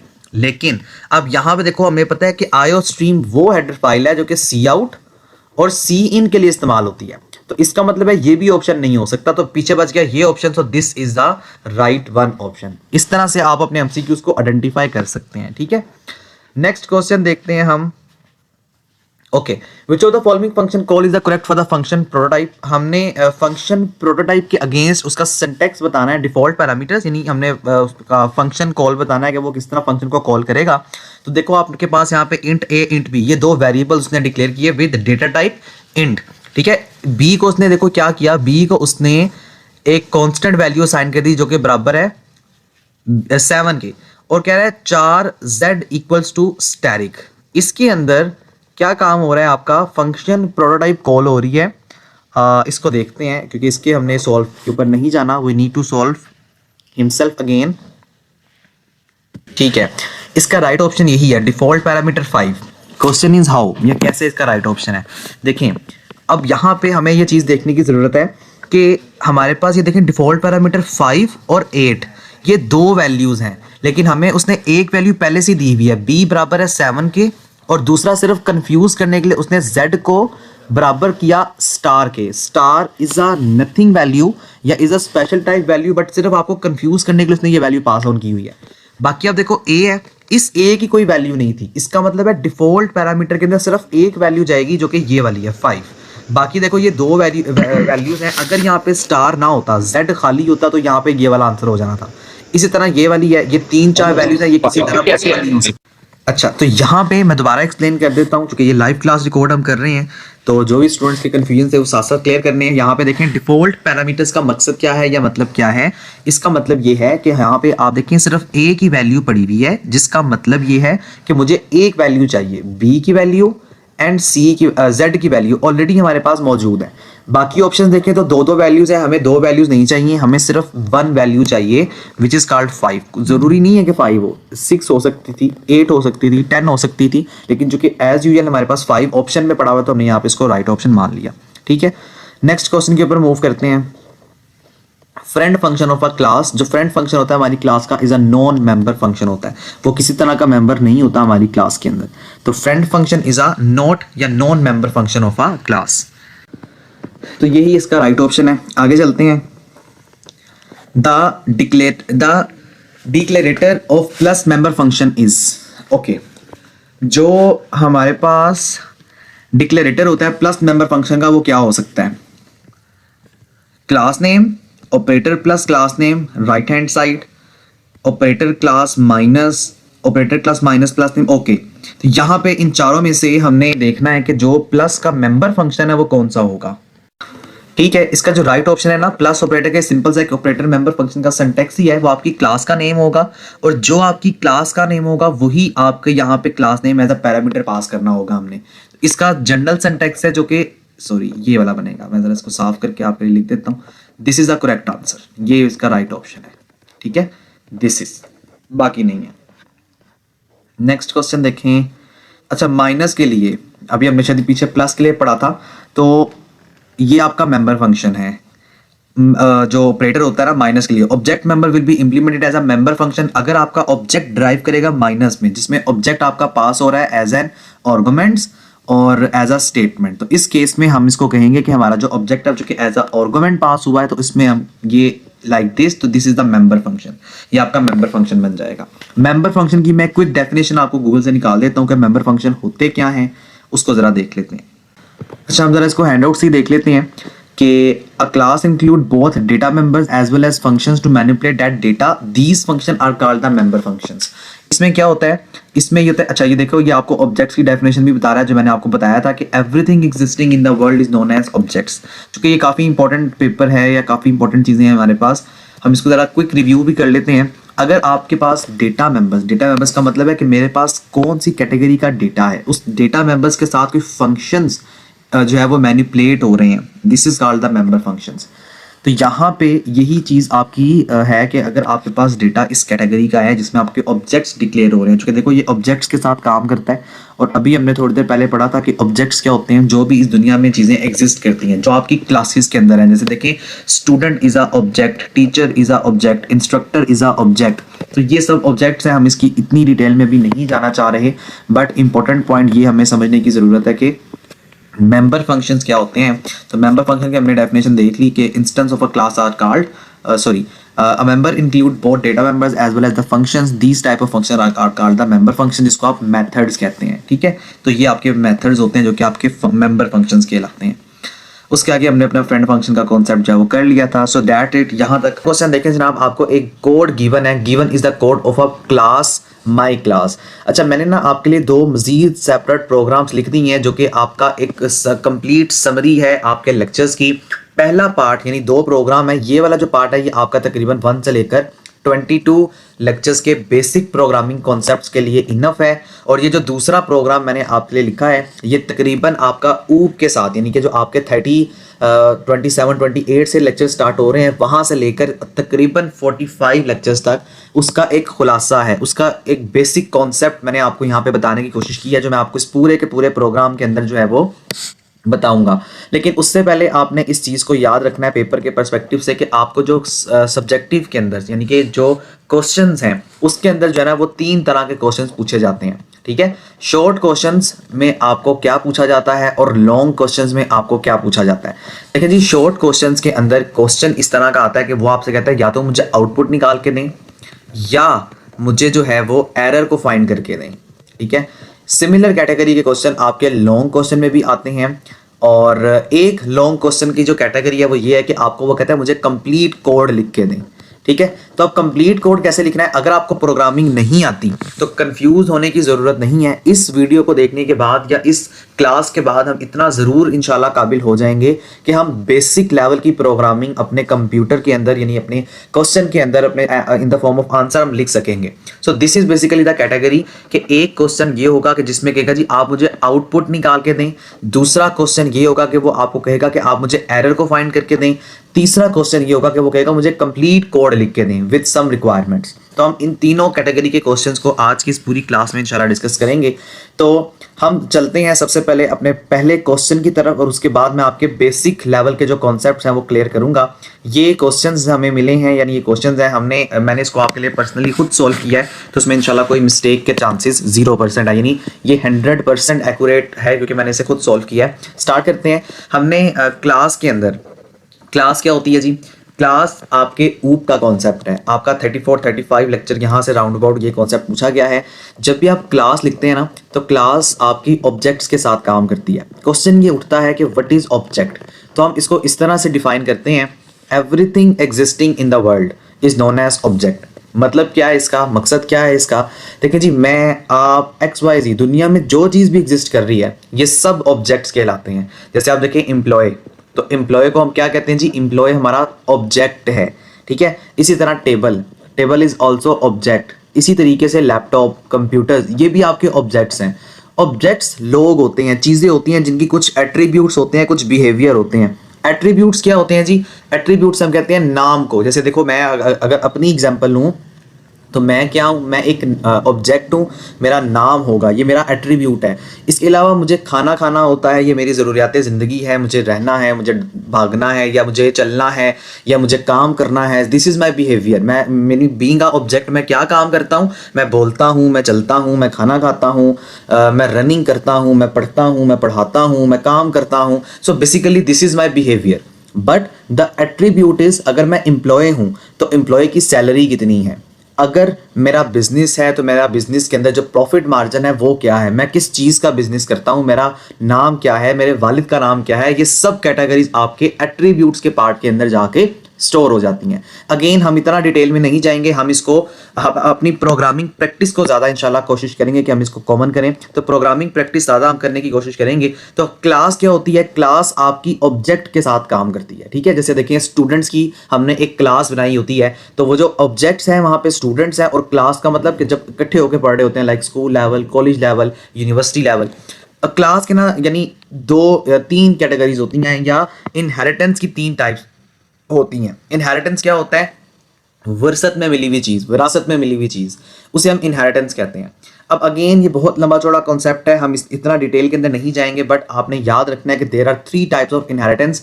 First one is the private, public and the third one is the protected. अब प्राइवेट पार्ट बस आप याद कर लें, वो पार्ट होता है आपकी क्लास का जिसके अंदर आपका डेटा प्राइवेट पड़ा होता है। पब्लिक पार्ट आपकी क्लास का वो हिस्सा होता है जहां पे आपको नाम से पता लग रहा है कि डेटा पब्लिक है। जैसे आप देखो मेरा नाम, आपका नाम सबको पता है। सबको पता होने से मुराद कि आपके रिश्तेदारों को पता होगा, आपके दोस्तों को पता होगा, आप अगर किसी स्कूल में जा रहे हैं तो वहां पे पता होगा, कॉलेज में है वहां पता होगा, यूनिवर्सिटी में पता होगा, क्योंकि ये आपका प्राइवेट जो है वो डेटा, पब्लिक डेटा है, प्राइवेट नहीं सॉरी पब्लिक डेटा है। लाइक माई नेम, ठीक है। इसी तरीके से प्राइवेट डेटा क्या होता है, private data like your CNIC number. अब मुझे ज़रूरत नहीं है कि मैं कासिम भाई से पूछूं जनाब आपका CNIC नंबर क्या है, ना ही मुझे ज़रूरत है कि मैं अपने इंस्ट्रक्टर से पूछूं या अपने स्टूडेंट से पूछूं कि आपका CNIC नंबर क्या है, क्योंकि this is the private part of any person, ठीक है। इसी तरीके से प्राइवेट डेटा आपकी क्लास का, आपके ऑब्जेक्ट का, ऑब्जेक्ट कौन है, मैं आपका ऑब्जेक्ट हूँ, यानी कि हम खुद ऑब्जेक्ट्स हैं, आपका नहीं सॉरी, हम खुद ऑब्जेक्ट हैं, आप ऑब्जेक्ट हैं। Everything existing in the world is known as object. So basically private part आपके ऑब्जेक्ट का वो हिस्सा, सिंपल कि जो अभी हमने प्राइवेट रखा है, हम नहीं चाहते कि ये डेटा जो है वो दूसरे बंदों तक शो हो। तो हमने यहाँ पे वेरिएबल को डिक्लेयर करना सीखा। कल मैंने यानी कि इससे प्रीवियस क्लास के अंदर मैंने आपको बताया था कि हम वेरिएबल को कैसे डिक्लेयर करते हैं। मैंने आपको ये बताया था कि इंट आपकी डेटा टाइप है। पार्ट 1 के अंदर हमने MCQs जब हम कर रहे थे वहां पे हमने ये कॉन्सेप्ट देखा था। तो इंट मेरी डेटा टाइप है जो मुझे ये बताती है कि मेरा डेटा किस कैटेगरी का होगा, like integer, like float, like character, like double. तो ये कॉन्सेप्ट आपकी डेटा टाइप के अंदर आता है। अब हम अपने डेटा टाइप के कॉन्सेप्ट को समझने के बाद अपने वेरिएबल का कोई भी नाम रख सकते हैं, like a is a variable name. आपकी मर्जी है, आप ए कर लें, आप बी कर लें, आप XYZ कर लें, आप अपना नाम कर दें, आप साकिब कर दें, वर्ल्ड ऑफ एजुकेशन कर दें, डिपेंड ऑन यू। तो हमने कहा जी मैंने एक वेरिएबल पास किया या एक वेरिएबल बनाने लगा हूं जिसको मैंने कहा ए। वेरिएबल होता क्या है, वेरिएबल के अंदर आप कोई वैल्यू स्टोर करते हो। जैसे फर्ज करें ए को असाइन कर दिया, this is the assignment operator. ये जो आपको इक्वालिटी नजर आ रहा है, इक्वल नजर आ रहा है, this is not a equal operator. C++ के अंदर हम इक्वल ऑपरेटर जो है ना डबल इक्वल को कहते हैं, ये इक्वल है। ये आपका असाइनमेंट ऑपरेटर है जिसमें आप कहते हो कि हमने ये टास्क असाइन किया, यानी हमने ये वैल्यू असाइन कर दी इस ए को। अब हमने ये बताया कि इस ए के अंदर जो मेरा डेटा पड़ा हुआ है ना वो इंटीजर टाइप का है, क्योंकि देखिए यहाँ पे इंटीजर टाइप का। अगर मैं कहता हूँ 10.0 तो अब मेरा ये कंपाइल एरर यानी मुझे एरर देना स्टार्ट कर देगा। और यही आपका वो प्रोग्राम है जिसमें वो आपको इस तरह की चीजें करके देता है। वो कहता है जनाब ये देखें इंट ए और इसने आपके वेरिएबल को वैल्यू पास की हुई 10.0 और कहेगा मुझे एरर को ढूंढ के दें। एरर कहाँ पे आएगा, एरर यहाँ पे आएगा। क्यों? क्योंकि आप यहाँ पे देखो कि आपने वेरिएबल के अंदर वैल्यू जो पास की हुई है वो पॉइंट के अंदर है। And always remember when we use the point value तो वो आपका हमेशा फ्लोट डेटा टाइप है। इसका करेक्ट वर्जन क्या होगा, फ्लोट लिखें, ए लिखें और इसको असाइन कर दें 10.0 के साथ। सो this is the correct version, not this is the correct, because integer is a data type जिसके अंदर आपका विदाउट पॉइंट वैल्यू जो है वो स्टोर होगी। ठीक है, तो इस तरह से आपने याद रखना है। और एट द एंड आप सेमी कोलन लगाना मत भूलिएगा। This is also the very important question. ये पेपर में आता होता है। वो जब भी आपको कहता है मुझे एरर फाइंड करके दें, या तो उसका सेमी कोलन मिस होता है या डेटा टाइप गलत लिखी होती है या लॉजिकल मिस्टेक होती है, लेकिन ज़्यादा मिस्टेक नहीं होती। वो हम आगे जाके जब इस प्रोग्राम को अंडरस्टैंड करेंगे तो हम इंशाल्लाह इसको मजीद कॉन्सेप्ट को समझेंगे। अभी के लिए हमने सेमी कोलन लगाना है। This is the statement terminator and each and everything हम इसको लगाते ही लगाते हैं। यहाँ पे देखें जी हमने वेरिएबल डिक्लेयर करवाया with the data type int x, आपके वेरिएबल का नाम है। फिर y एक और वेरिएबल है और आके हमने सेमीकोलन लगा दिया। पब्लिक पार्ट पे हमने कहा जी मेरी जो क्लास है वो दोनों यानी x और y जो वेरिएबल्स हैं वो स्टार्ट हो रहे हैं, इनिशियलाइज हो रहे हैं। असाइनमेंट उनको मैंने किया 0। आपने क्या करना है, you are required to write the code. ये आपका लॉन्ग क्वेश्चन है। आपने कोड राइट करना है जो कि क्या करे जी, आपके दिए गए टास्क को फॉलो करे। कौन कौन से टास्क हैं आपके, prompt the user to enter the number of objects to be created, यानी कि हमारा यूजर क्या कर सके, अपने नंबर्स को यानी अपने ऑब्जेक्ट के नंबर को क्रिएट कर सके। पहला टास्क डायनामिकली अलाउ करे। ये मैंने आपको कल डिटेल के साथ समझाया था, जो कि आपका पहला क्वेश्चन था जिसमें मैंने आपको ये बताया था। कल से मेरा जो आपकी प्रीवियस वीडियो है जो हमारा पार्ट 1 है उसके अंदर मैंने आपको ये बताया था कि जो डायनामिकली मेमोरी होती है, यानी मेमोरी की 2 टाइप्स हैं। First one is a static, second one is a dynamic. अगर मुझे मेमोरी गेट करनी है तो मैं कैसे करूंगा, by using the new operator.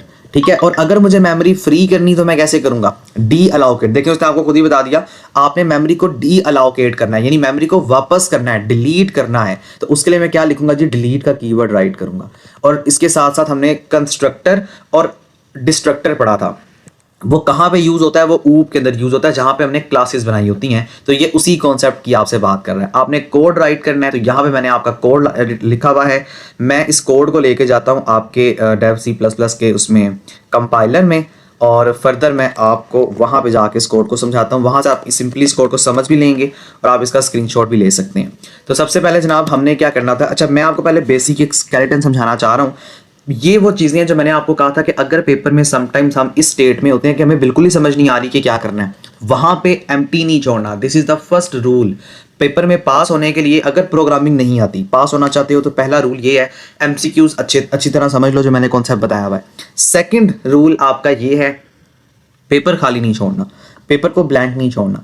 अब आप इस स्टेट पे हो कि आपको बिल्कुल ही समझ ही नहीं आ रहा कि मैं क्या करूं, तो क्या करेंगे हम इस तरीके को फॉलो करेंगे जो मैं आपको बताने लगा हूं। आपको स्केलेटन आना चाहिए, आपको ढांचा आना चाहिए आपके प्रोग्राम का। तो सबसे पहले हम हेडर फाइल ऐड करते हैं। ठीक है, तो हम हेडर फाइल को ऐड, इसको जरा आप याद कर लें, रट्टा लगा लें, वैसे लगाने की जरूरत नहीं है। इसकी जरा प्रैक्टिस इतनी करें कि रट्टा लगाने की जरूरत ही ना पड़े। सबसे पहले हम अपने प्रोग्राम में #include यानी हेडर फाइल को ऐड करते हैं, विच इज कॉल्ड IO स्ट्रीम। ये जो IO स्ट्रीम होती है ना, इसका मतलब होता है I for input, O for output. तो इनपुट आउटपुट स्ट्रीम को ऐड करते हैं, जो कि क्या काम करती है, सी आउट के साथ काम करती है। This is the first requirement जो उसने आपसे पूछा हुआ था कि वो कहता है यूजर एंटर करे। यूजर कैसे एंटर करेगा? बाय यूजिंग सी इन। ठीक है, सी इन की मदद से यूजर हमारा डेटा एंटर कर सकता है। तो यहां पे देखें हमने क्या किया, सबसे पहले अपनी हेडर फाइल को ऐड किया, फिर दूसरा हेडर फाइल को ऐड करने के अलावा जो हमने सी आउट और सी इन के लिए लिखना होता है, which is called the using name space STD. ठीक है, यूजिंग नेम स्पेस एसटीडी, ये आपने राइट करना होता है। और उसके आगे आपका मेन फंक्शन आ जाता है, which is called int main. जो आपने मेन फंक्शन में लिखना है ना, वो आप इन करली ब्रैकेट्स के अंदर लिखते हैं और एट द एंड आप यहाँ पे सेमी कोलन लगाते हैं। अगर आप सेमी कोलन नहीं लगाओगे तो आपको एरर का सामना करना पड़ेगा। और यहाँ पे आपकी प्रोग्रामिंग की स्टेटमेंट्स होती हैं, और ये मैंने आपको कमेंट्स दिए हुए हैं। पेपर में शॉर्ट क्वेश्चन में ना ये आता होता है कि ये क्या चीज़ है, आपने सिर्फ बताना होता है ये कमेंट्स है, इसी चीज़ के आपको 3 नंबर मिल जाते हैं। तो ये क्या है जी, ये देखो इसने आपको यहाँ पे मैंने लिखा स्टेटमेंट्स। इस स्टेटमेंट का मतलब क्या है, जो हम अभी थोड़ी देर बाद जाके अंडरस्टैंड करेंगे। STA, सो ये इस तरह से स्टेटमेंट। और आखिर में इसी मेन फंक्शन के अंदर हमने लिखना होता है रिटर्न 0। अब सबसे इंपॉर्टेंट बात आप लोगों ने सुननी है, जो कि ये है कि C++ जो आपकी लैंग्वेज है, हमारी जो C++ लैंग्वेज है, this is case sensitive. Case sensitive का मतलब क्या होता है? केस सेंसिटिव का मतलब ये होता है कि मेरी लैंग्वेज या हमारी लैंग्वेज जो है वो इस कैपिटल A को और इस A को डिफ्रेंशिएट करती है। बीइंग अ ह्यूमन हमें पता है कि ये जो A है और ये जो A है दोनों बराबर हैं, बट कंप्यूटर के लिए इस A का मतलब कुछ और है। यानी इस A को अगर आप ASCII के अंदर कन्वर्ट करो, जो मैंने आपको MCQs में कल बताया था, American standard code for information interchange, इसकी वैल्यू है 65 और इस A की वैल्यू है 95। देखिए कितना फर्क है। तो इसका मतलब है कि अगर मैं यहाँ पे देखें भी, ये बोल्ड है, इस बोल्ड का मतलब है this is are reserve word. हम रिजर्व वर्ड्स को यानी की वर्ड्स को हम अपने वेरिएबल के तौर पे इस्तेमाल नहीं कर सकते। अगर मैं इस आर को हटा के बड़ा आर लिख दूं, देखें ये बोल्ड यानी इसकी जो बोल्डिंग वो है, जो आपका टेक्स्ट है वो खत्म हो गया, यानी बोल्डिंग फॉर्मेट खत्म हो गया। क्यों? क्योंकि अब वो यहाँ पे आपको एरर दे देगा। फर्स्ट करें मैं इसको सेव करता हूँ आपके लिए, और सेव करने के लिए मैंने कह दिया CS201 डेमो 1.cpp। हम हमेशा .cpp के साथ इसको सेव करते हैं। कंपाइल और रन करता हूं तो यहाँ पे देखें जनाब, यहाँ पे वो इस लाइन पे मुझे एरर दिखा रहा है। दोबारा कंपाइल एंड रन करता हूं तो जहाँ पे रेड लाइन है that means there is an some error. मैं यहाँ पे इसको हटा के आर को लिखता हूँ। अब आपको यहाँ पे कंपाइल और रन करके दिखाता हूँ तो यहाँ पे देखें उसने अब आपको कोई एरर नहीं दिया। रिटर्न 0 का सिंपल यहाँ पे मतलब है कि अभी आपने यहाँ पे कोई स्टेटमेंट लिखी ही नहीं है। ठीक है, तो ये आपके पास बेसिक सा एक स्केलेटन है जिसके अंदर हमने याद रखना है चीज़ों को। अगर पेपर में कोई चीज़ नहीं आ रही तो आप ये काम करके आ सकते हो।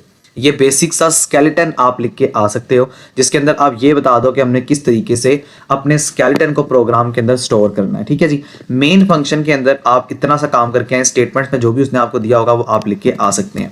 अब हम उस क्वेश्चन के ऊपर चलते हैं जो कि आपको उसने पूछा हुआ था। तो सबसे पहले देखो, आपने अपने मेन स्केलेटन में हेडर फाइल्स को ऐड किया और उसके आगे आपने नेम स्पेस std को ऐड किया और एक क्लास बना ली माई क्लास के नाम से। अब ये आपकी मर्जी है। अब यहाँ पे समझने वाली बात ये है, या समझने वाला कॉन्सेप्ट है कि देखो मैंने माई और ये जो सी है इसको जानबूझ के कैपिटल रखा। मैं चाहता तो मैं इसको स्मॉल कर सकता था, बट मैंने इसको इसीलिए कैपिटल रखा है कि इस चीज़ को समझाया जाए कि ये केस सेंसिटिव है। अगर मैं अपनी क्लास को यहाँ पे माई क्लास लिख दूंगा और यहाँ पे ये देखें, यहाँ पे मैं इसको इस तरह लिख दूंगा, ये आपका वो पार्ट है जो कि वो कहता है जी मुझे एरर फाइंड करके दें, और हमें एरर मिलता ही नहीं है। हालांकि एरर आपके बिल्कुल सामने है कि ये देखो माई क्लास, यहाँ पे इसने कैपिटल पास किया हुआ है, यहाँ पे देखो इसने आपको स्मॉल के अंदर पास करके दिया हुआ है। This is the mistake. यही वो एरर है जो आपने फाइंड करना है।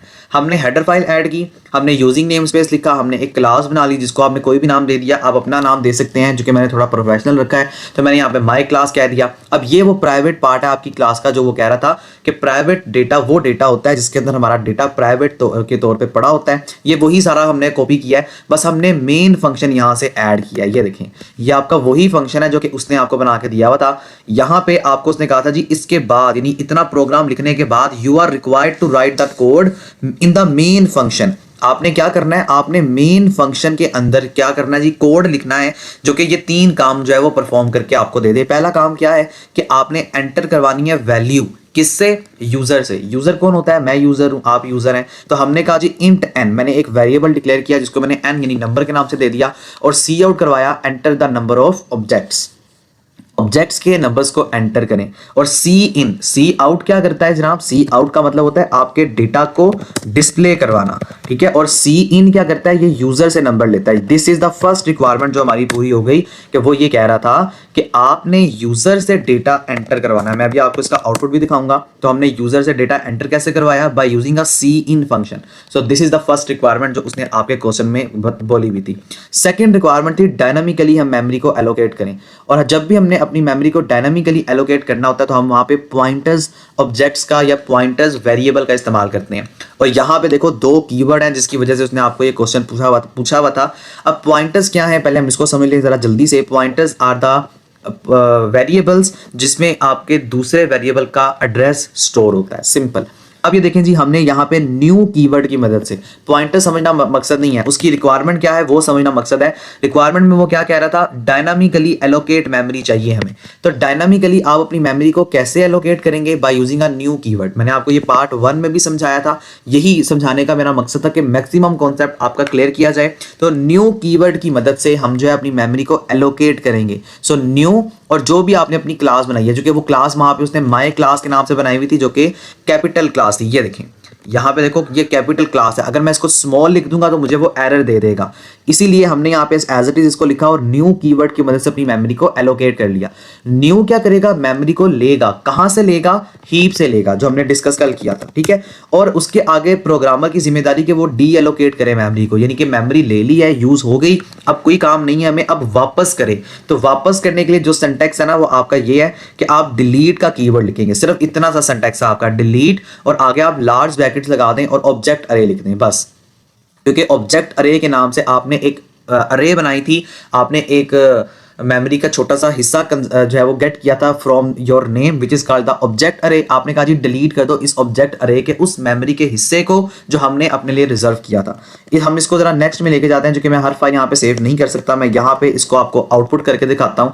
तो ये देखें, इसमें कोई एरर नहीं है, ये बिल्कुल एक्यूरेट आंसर है। पहली रिक्वायरमेंट उसकी ये थी कि आपने यूजर से वैल्यू एंटर करवानी है। तो वो कहता है enter the number of objects. First करें, मैंने कह दिया 2, तो ये देखें यहाँ पे सिंपल आपने पहली रिक्वायरमेंट को पूरा कर दिया। दूसरी रिक्वायरमेंट उसकी ये थी कि आपने मेमोरी एलोकेट करनी, तो हमने यहाँ पे मेमोरी एलोकेट कर ली, सिंटैक्स आपसे पूछना चाह रहा था bye using a new operator. And the third one requirement is आपने मेमोरी को डी एलोकेट करना है, वापस करना है, which is called the delete keyword, जिसकी मदद से हम अपनी मेमोरी को वापस कर देंगे। सो this is basically the concept जो कि आपसे पूछना चाह रहा था। ऊपर वाला सारा कोड आपका सेम है, ये वाला कोड मैंने आपके लिए खुद राइट किया है। तो इतना सा कोड मैंने खुद लिखा है, बाकी आपका कोड एज इट इज आपने कॉपी पेस्ट करना है अपने क्वेश्चन के अंदर। So that is basically the first question जो हमने समझना था। अब हम थोड़ा सा क्विक चलते हैं क्योंकि हमने 4 क्वेश्चन मजीद समझने हैं, उसके बाद हम आगे अपने बेसिक कॉन्सेप्ट की तरफ जो है वो मूव करेंगे। तो आगे चलते हैं। अच्छा, ये छोटा सा कोड है, बहुत आसान है, बिल्कुल मुश्किल कोड नहीं है आपका। राइट द कोड, आपने कोड लिखना है जो क्या करे, आपके ये जो दिए गए नंबर्स है ना, इनको सम करके दे। ये बहुत आसान कोड है। ये देखो, ये आपको कोड में लिखा हुआ है जो मैं आपको C++ के अंदर ही समझाना चाहूंगा जाके, क्योंकि ये बिल्कुल छोटा सा कोड है। As a short question, as a long question यहाँ पे पूछा हुआ है, एज अ शॉर्ट भी पूछ सकता है। तो ये डिपेंड करता है कि उसकी क्या रिक्वायरमेंट है। हम यहाँ पे इसको समझते हैं। तो ये देखें, मैंने आपको बताया था कि अब अगर आपको कुछ भी नहीं आ रहा तो something is better than nothing. आप क्या करें, इतना सा स्केलेटन लिख के हैं जो मैंने आपको बताया। ये देखो, अगर मैं ये वाला पार्ट सारा हटा दूं, सिर्फ ये 2 लाइनें हटा दूं, तो ये आपका वही स्केलेटन बन गया जो मैंने आपको दिखाया था। बन गया ना वो वाला स्केलेटन, कि आपने सबसे पहले हेडर फाइल को ऐड किया, यूजिंग नेम स्पेस ऐड की, मेन फंक्शन लिखा, और जो भी आपने लिखना है वो आप यहाँ पे लिखेंगे और रिटर्न 0 करवा देंगे। तो सिंपल ये आपका स्केलेटन बन गया। अब उसकी रिक्वायरमेंट क्या है जी, उसकी रिक्वायरमेंट को हम अंडरस्टैंड करते हैं। वो क्या कहना चाह रहा है आपको, वो कहता है आपने ना कोड लिखना है जो क्या काम करे, ये जो दिए गए नंबर्स है ना, इनका सम मुझे सिर्फ दिखा दे, बस। तो हमने क्या किया, हमने सबसे पहले अपना स्केलेटन लिखा। ये हर प्रोग्राम में आएगा ही आएगा। अगर आपको प्रोग्राम का कोई भी हिस्सा, यानी अगर आपको प्रोग्राम की बिल्कुल समझ ही नहीं आ रही कि वो आपसे क्या पूछ रहा है, ईच एंड एवरी प्रोग्राम, हर प्रोग्राम के अंदर हम इतना सा काम लाजमी करेंगे जितना सा मैंने आपको बताया। ये काम हमने हर प्रोग्राम के अंदर लाजमी करना है। So make sure, please take the screenshot of this particular code and याद कर लें इसको। अब यहाँ पे हम इसको कंट्रोल V करते हैं और समझते हैं। हम सबसे पहले दोबारा इसको अंडरस्टैंड करते हैं जी। हमने हेडर फाइल को ऐड किया। ये हेडर फाइल क्यों ऐड कर रहे हैं, क्योंकि हमने सी आउट करवाना है। सी आउट बेसिकली ऐसा फंक्शन है जो भी इन डबल कोट्स के अंदर होगा ना, वो एज इट इज आपको उठा के स्क्रीन के ऊपर दे देगा। तो ये है सी आउट, यानी सी आपकी जुबान यानी आपकी लैंग्वेज का नेम है, और out basically is the shortest form of output. इसी तरह अगर मुझे यूजर से इनपुट लेना है तो उसके लिए हम सी इन इस्तेमाल करते हैं। सी यानी लैंग्वेज, आई एन का मतलब इनपुट। यहाँ पे देखो तो ये हमने सम के नाम से वेरिएबल बनाया, आपकी मर्जी आप जो भी बना लें, ए करना चाहते हैं ए कर लें, बी करना चाहते हैं बी कर लें। तो ये वो नंबर जो उसने आपको दिए थे वो आप बस पास कर दो। 2 का स्केयर है, हाँ ये बड़ा इंपॉर्टेंट है, इसको याद रखना। मैं आपको यहाँ पे लिख के दिखाता हूँ कि आप ना 2 के स्केयर को कैसे लिख सकते हो। ये आपका 22 लेक्चर है जहां से इसने क्वेश्चन पूछा हुआ है, क्योंकि मोस्टली बच्चे जो है ना वो सिर्फ पास्ट पेपर बेचारे करते हैं, तो वो आपके जितने भी पास्ट पेपर्स हैं वो 23 से लेके 45 तक हैं और बच्चों का पेपर या कॉन्सेप्ट क्लियर ही नहीं होता। तो ये 22 लेक्चर है, यहाँ से इस तरह के क्वेश्चन हैं आपके। तो देखें अगर मैंने लिखना है 2 का स्केयर, मैं इसको कैसे लिखूंगा कंप्यूटर की जुबान में, मैं इसको 2 मल्टीप्लाई बाय 2 लिखूंगा। अगर मुझे 2 का क्यूब लिखना है, इसका मतलब क्या होता है जी, 2 को अपने आप के साथ मल्टीप्लाई कर दो, कितनी दफा, 3 दफा, जो भी उसने वैल्यू ऊपर लिखी हुई है। यहां पे देखें उसने कहा था 2 का स्केयर लो, हमने 2 का स्केयर ले लिया। फिर उसने कहा प्लस करके 3 का स्केयर लो, तो हमने 3 का स्केयर लिया। प्लस करके 5 का, 7 का, 9 का और 11 का, इन सब का स्केयर ले लो। हमने क्या किया, हमने इन सब का स्केयर लिया। दिस इज द सिंटैक्स जो हमें याद रखना है। इसके अलावा हो सकता है कि हमारे पास 1 भी हो, लेकिन मेरे पास जो है वो 2 का, हाँ सिर्फ 2 का ही है क्योंकि स्क्रीनशॉट ही मेरे पास इतना है, तो ये 2 का ही है। तो 2 का स्केयर लिया, 3 का लिया, 5 का लिया, 7 का लिया और 9 का लिया, और आपस में इनको हमने प्लस कर दिया, जो भी कंडीशन उसने हमें वहां पे पास की हुई थी। ये देखें, ठीक है। अब उसने लिखा जानबूझ के स्केयर था, लेकिन C++ के अंदर हम ऐसे नहीं लिख सकते कि 2 का स्केयर। हम कैसे लिखेंगे, 2 को मल्टीप्लाई करवाएंगे हम 2 के साथ, ठीक है। इस तरह 3, 4, 5 और 6 के साथ सी आउट करवा दो, यानी कि आपको कहता है डिस्प्ले करवाना है। आप कुछ भी लिख दें, सम ऑफ सीरीज इज, यहाँ पे सम, ये सम कहां से लेके आएगा, देखो आपने ये वेरिएबल यहाँ पे डिक्लेयर किया हुआ है। इस वेरिएबल के अंदर इस पूरे उसकी प्लस और मल्टीप्लाई जो भी होगा आपका नंबर, उसकी वैल्यू पड़ी होगी। हमने कहा जी इसको आउटपुट की शक्ल में मुझे दिखा दो, तो यहाँ पे देखें उसने आउटपुट की शक्ल में दिखाया। और ये जो एंड एल है ना, ये आप लिखें या ना लिखें, लेकिन मैंने सिर्फ यहाँ पे इसलिए लिखा कि आपको इसकी फंक्शनैलिटी बता दूं, पेपर में ये आती होती है। एंड एल का मतलब होता है जनाब नेक्स्ट लाइन के ऊपर मूव कर जाओ। अगर आपके पास डेटा पड़ा हुआ है ना इस तरह से लाइनों में, और हम चाहते हैं कि ये इतना सा डेटा आए, या इसको मजीद इस तरह समझ लें कि अगर आपके पास एक डेटा है, फर्ज करें वर्ल्ड ऑफ एजुकेशन और मोहम्मद साकिब, ठीक है। अब देखो मुझे समझ नहीं आ रही वर्ल्ड ऑफ एजुकेशन क्या है और मोहम्मद साकिब क्या है। फॉर एग्जांपल अगर मुझे समझ नहीं आ रही तो मैं चाहता हूं कि ये जो मोहम्मद साकिब है ये अगले लाइन यानी अगली लाइन के अंदर चला जाए, तो मैं क्या करूंगा, एंड एल की फंक्शनैलिटी इस्तेमाल करूंगा। एंड फॉर खत्म करो और L is the short form of line, line को खत्म कर दो। और एट द एंड ये याद रखना है सेमी कोलन लाजमी आएगा। यही वो शॉर्ट गलतियां हैं जो कि वो आपको करके देता है कि आपको सेमीकोलन लिख के नहीं देता और कहता है जी मुझे एरर को फाइंड करके दें, और इसी कैटेगरी के आउटपुट के क्वेश्चन आपसे पूछे जाएंगे, ठीक है। ये देखें, ये जो सी आउट है ना, जो भी चीज आपकी सी आउट के अंदर होगी वो कहेगा मुझे आउटपुट निकाल के दो। तो 2 कैटेगरी के क्वेश्चन हम यहाँ पे समझने की कोशिश कर रहे हैं। तो आउटपुट का मतलब है जो भी आपका ये नंबर है, जैसे देखो 2 2s are 4 plus 3 3s are 9 5 5s are 25 7 7s are 49 9 9s are 81 11 11s are 121, इन सब को जमा कर दें तो आपके पास सम की वैल्यू आ जाएगी और वो आपकी यहाँ पे डिस्प्ले हो जाएगी। इसका हम जरा आउटपुट देखते हैं, विच इज द नेक्स्ट फाइल जो हमने अपनी सेव की हुई है। तो यहाँ पे हम इसका आउटपुट देख लेते हैं जरा जल्दी से। तो ये आपने छोटा सा कोड लिखना है और आपका काम हो जाएगा। ये देखें जी, सम ऑफ द सीरीज, ये आपकी सी आउट की फंक्शनैलिटी है। फर्ज करो कि मैं यहाँ पे चेंज कर देता हूँ, या मैं यहाँ पे कहता हूँ the sum of the series with world of education, ठीक है। तो ये एज इट इज उठाएगा और आपको स्क्रीन के ऊपर जो है वो प्रिंट कर देगा। और सम हमने चूंकि वेरिएबल अपना डिक्लेयर किया हुआ है जहां पे हम सब कुछ आउटपुट कर रहे हैं। ये देखें, the sum of series with world of education, ये सी आउट की फंक्शनैलिटी है। आउटपुट के जितने भी क्वेश्चन आएंगे ना वो आपने सी आउट देखना है कि क्या हो रहा है, और एरर के जितने भी क्वेश्चन आएंगे वो आपने केस सेंसिटिविटी चेक करनी है। आपने मेन फंक्शन के आगे देखना है, और ये सेमीकोलन नहीं लगा होना चाहिए क्योंकि मेन फंक्शन के आगे सेमीकोलन नहीं है, बाकी स्टेटमेंट्स के आगे आपके सेमीकोलन लगे होते हैं। उसके आगे देखिए, अगर हम नेक्स्ट क्वेश्चन पे मूव करें तो ये हमने छोटा सा क्वेश्चन था, इसका आप स्क्रीनशॉट ले लें। उसको वैसे याद करने की जरूरत तो नहीं है, मैंने जितना डिटेल से समझाया आपको, बट मेक श्योर इसको देख लीजिएगा। नेक्स्ट क्वेश्चन देखें, राइट C++, आपने C++ का कोड लिखना है जो कि आपके ये 3 रिक्वायरमेंट्स पूरी करके दे। पहली रिक्वायरमेंट क्या है जी, take an integer number as an input from the user. देख रहे हो आप, ये CS201 का प्रोग्राम है 2024 का, और यहाँ पे ये पेपर है, यहाँ पे कितने ज्यादा क्वेश्चन आए हैं जो कि आपको ये कह रहा है कि आपने यूजर से गेट करना है और कैलकुलेट करना है जी आपने क्यूब नंबर को। अगेन इस तरह का क्वेश्चन आपके पेपर में मोस्ट रिपीटेड क्वेश्चन है ये वाला, मतलब बार बार इस तरह के क्वेश्चन रिपीट होते हैं। दूसरा कहता है आपने ऐड करवाना है, तीसरा आपने डिस्प्ले करवाना है उसका आउटपुट, जो भी ये 2 नंबर्स की एज अ मैक्रोज वैल्यूज आप फाइंड कर रहे होंगे। ये छोटा सा कोड है, हम इसको भी अंडरस्टैंड करने की कोशिश करते हैं, इसको भी डेव सी प्लस प्लस के अंदर लेके चलते हैं और इस कोड को प्रॉपर अंडरस्टैंड करते हैं कि ये क्या कह रहा है। ये देखें, हम यहाँ पे पहले इसको लिखते हैं अपने पास, और रिटर्न 0 की हमारी लगता है वो नहीं थी। तो मेन फंक्शन के अंदर सबसे पहले आपने इसको हटाना है या इसको कमेंट आउट कर दें। ये देखें, हमने अपनी हेडर फाइल को ऐड किया। उसने कहा था जी पहली रिक्वायरमेंट में आपने क्या करना है, क्यूब लेना है। क्यूब हम कहते हैं 3 को। तो हम x का क्यूब कैसे ले सकते हैं, x को अगर हम मल्टीप्लाई करवा दें अपने x के साथ, यानी x itself multiplied with 3 times, तो क्यूब हमने डिफाइन किया। This is the preprocessor directive. ये आपका क्वेश्चन मैंने आपको पी पाए की फॉर्म में समझाया था, जिसमें मैंने आपको ये कहा था कि इक्वल का साइन नहीं आएगा, जो कि आपका पार्ट 1 में मैंने आपको सारा कुछ एक्सप्लेन किया था। तो मुझे उम्मीद है कि पार्ट 1 आप लोगों ने देखा होगा, नहीं देखा तो उसका आई बटन में भी लिंक लगा दूंगा और या नीचे डिस्क्रिप्शन में दे दूंगा। और जो रेगुलर स्टूडेंट्स हैं उनके साथ दोबारा वो वीडियो शेयर कर दी जाएगी जो मुझसे इस टाइम ऑनलाइन रेगुलर पढ़ रहे हैं। तो यहाँ पे हमने डिफाइन किया जनाब अपने एक फंक्शन को, जिसको हमने नाम दिया क्यूब। आपकी मर्जी है, आप क्यूब कह दें, आप कुछ भी कह दें, लेकिन अगर हम यहाँ पे देखें तो उसने कोई आपको इस तरह की रिक्वायरमेंट तो नहीं दी हुई। अगर आपको उसने रिक्वायरमेंट दी हुई है कि उसका नाम क्या होना चाहिए, तो आप फिर वही नाम रखेंगे जो वो आपसे रिक्वायर्ड कर रहा है। ये देखें, अगर उसने आपको कोई रिक्वायरमेंट दी है, इसने कहा था जी फ्रॉम द यूजर एंड, नहीं, उसने calculate the cube of the number is using macro. हाँ, उसने आपको कोई रिक्वायरमेंट यहाँ पे नहीं दी हुई, तो हम यहाँ पे कोई भी नेम रख सकते हैं और x को मल्टीप्लाई करवाया 3 टाइम्स। तो this is basically the macro functions, जिसको आप खुद से डिफाइन करवा रहे हैं यूजिंग नेम स्पेस। ये आपका बेसिक स्केलेटन का पार्ट है। आपने मेन फंक्शन में आप गए और दूसरी रिक्वायरमेंट उसकी देखो क्या थी, add 3 to a user entered, कि आपने 3 जो है ना यूजर को यानी यूजर एंटर नंबर लेने हैं और उसका कैलकुलेट करना है क्यूब। तो देखो 3 यूजर एंटर का मतलब क्या है कि यूजर जो है वो 3 दफा नंबर्स को एंटर करे। ठीक है, यूजर कितनी दफा एंटर करे जी, 3 दफा नंबर्स को एंटर करे और उसके बाद जो भी होगा उसका क्यूब ले लिया जाए। हमने यहाँ पे इंट नंबर के नाम से अपने वेरिएबल को डिक्लेयर किया। सी आउट में करवाया, हमने कहा एंटर एन इंटीजर। इंटीजर मतलब वो नंबर जो कि विदाउट पॉइंट होगा। सी इन ये आपका इनपुट है जो कि आप यूजर से इनपुट जो है वो गेट करेगा। अभी हमने इसको पीछे भी देखा। फिर हमने सी आउट करवा दिया जो क्यूब है आपके नंबर का। ये जो नंबर है ना, ये इसका मतलब क्या है, जो डबल कोट्स में लिखा जाता है which is the blue colour.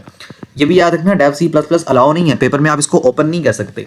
अगर जो डबल कोट्स में लिखा जाएगा वो एज इट इज आपकी आउटपुट स्क्रीन के ऊपर डेटा चला जाएगा। लेकिन ये जो नंबर है ना, इसको मैंने डबल कोट्स में क्यों नहीं लिखा, क्योंकि ये एक वेरिएबल है और वेरिएबल हमने कहाँ पे डिफाइन किया, यहाँ पे डिफाइन किया। यानी यूजर जो वैल्यू एंटर करेगा वो यहाँ पे वो लेके आएगा और आपको उसका क्यूब फाइंड करके दे देगा। अब क्यूब हमने कहाँ पे डिफाइन किया जनाब, क्यूब हमने आपका देखें हमने डिफाइन किया इस जगह पे कि ये क्यूब का एक मैक्रो फंक्शन हमने बनाया, जिसको हमने कहा जी इसको क्यूब यानी जो भी उसका नंबर यूजर ने एंटर किया उसको अपने साथ ही 3 दफा मल्टीप्लाई करो और सी आउट करवा दो। ये वो कंपोजिशन नंबर्स हैं जो मैंने आपको बताए हैं। यहाँ पे मैंने जरा इसको इसलिए लिखा है कि मैं आपको दोबारा कॉन्सेप्ट रिव्यू करवा दूं। पार्ट 1 में मैंने आपको डिटेल से एक्सप्लेन किया था। इसका मतलब क्या है, इसका मतलब है नम इक्वल्स टू नम यानी नंबर प्लस 3। ये देखें, ये इसका बेसिक सा मतलब है जो मैंने आपको प्रीवियस वीडियो में या पिछली क्लास में इस तरह से एग्जांपल दी थी कि a प्लस इक्वल्स टू 1। तो इसको वो कहेगा मुझे तोड़ के दें, और इसके बहुत सारे एमसीक्यूज मैंने आपको करवाए भी थे। देखें a ये इक्वल का साइन, फिर a प्लस 1 ये इसके बराबर होगा।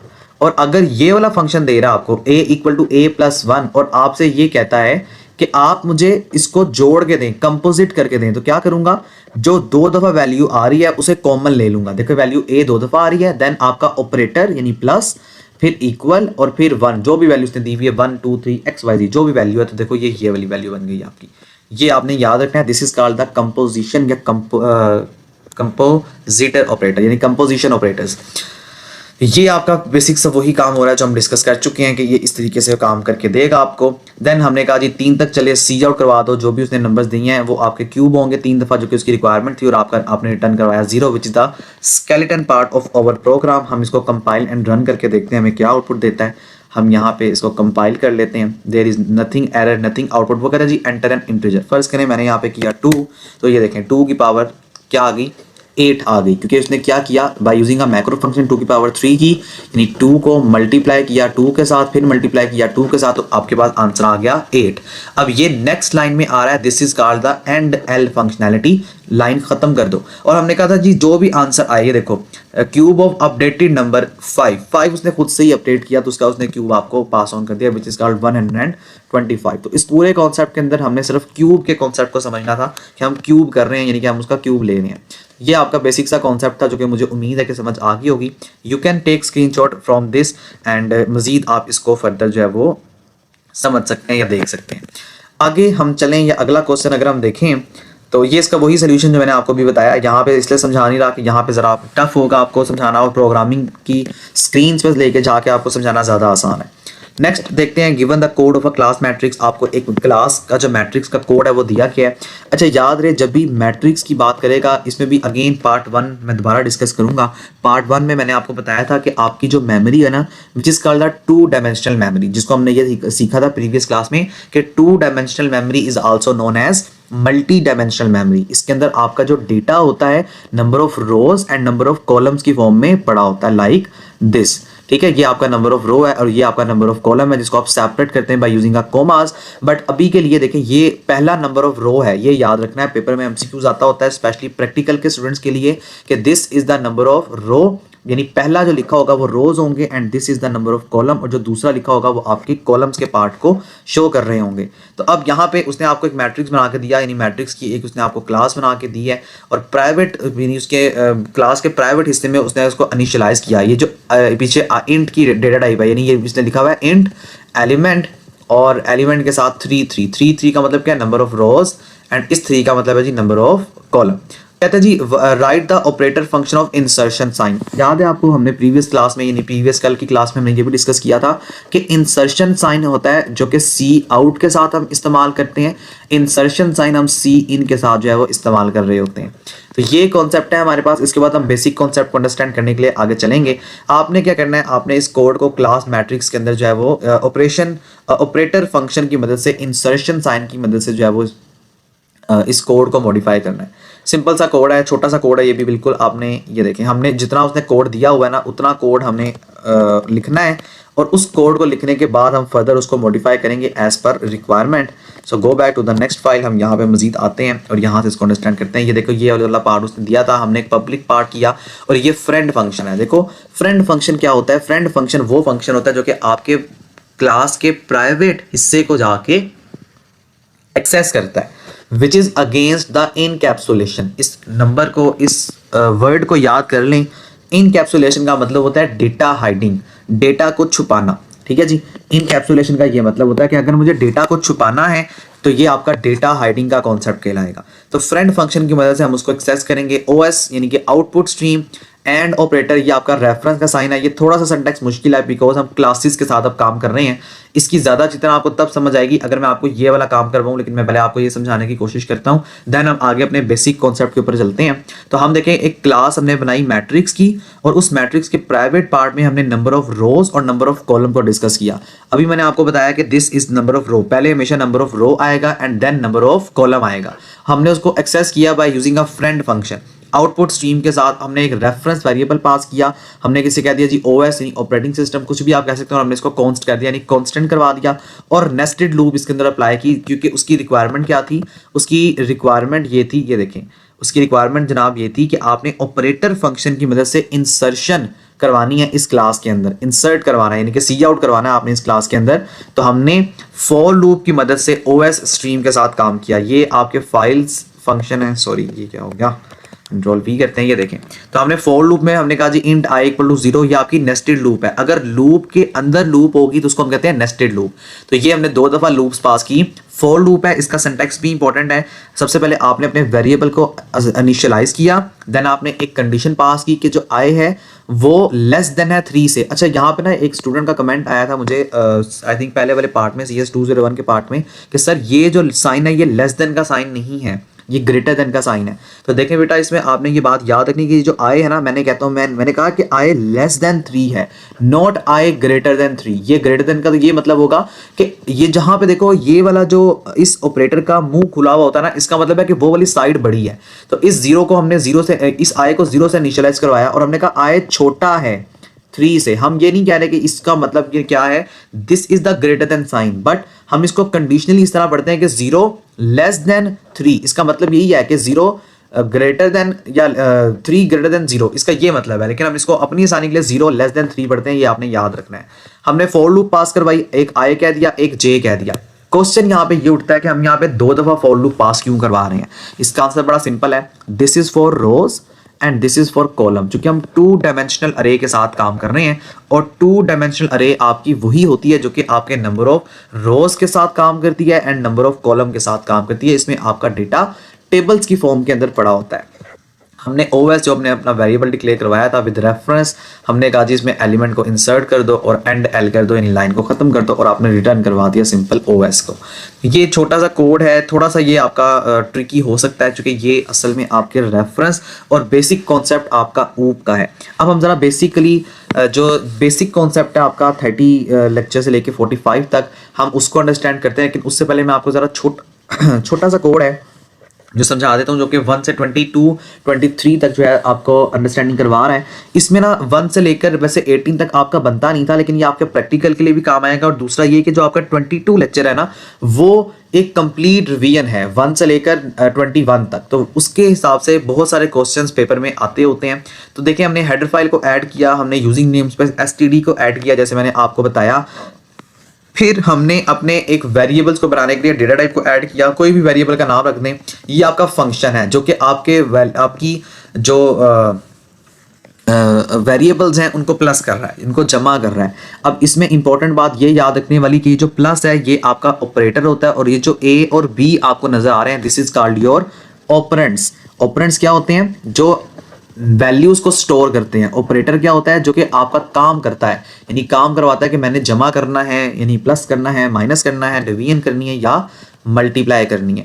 तो यहाँ पे हमने ऐड करवाया अपने नंबर्स को। हमने कहा जी इंट ए इंट बी ये फंक्शंस हैं जो कि आपको a प्लस बी रिटर्न कर देंगे। मेन फंक्शन जो मैंने आपको स्केलेटन बताया, इसमें सिर्फ वेरिएबल डिक्लेयर करना बता रहा है, जो मैं आपको ऑलरेडी बता चुका हूं कि हमने वेरिएबल कोई भी नाम हम रख सकते हैं। हमने उसकी डेटा टाइप बताई कि मेरा इन 3 वेरिएबल्स के अंदर जो डेटा पड़ा होगा वो कौन सा होगा जनाब, वो इस इंटीजर डेटा टाइप का होगा। सी आउट हमने वैसे सीख लिया, सी इन भी हमने वैसे सीख लिया। इसके बेसिक से क्वेश्चन आ रहे हैं आपके पास।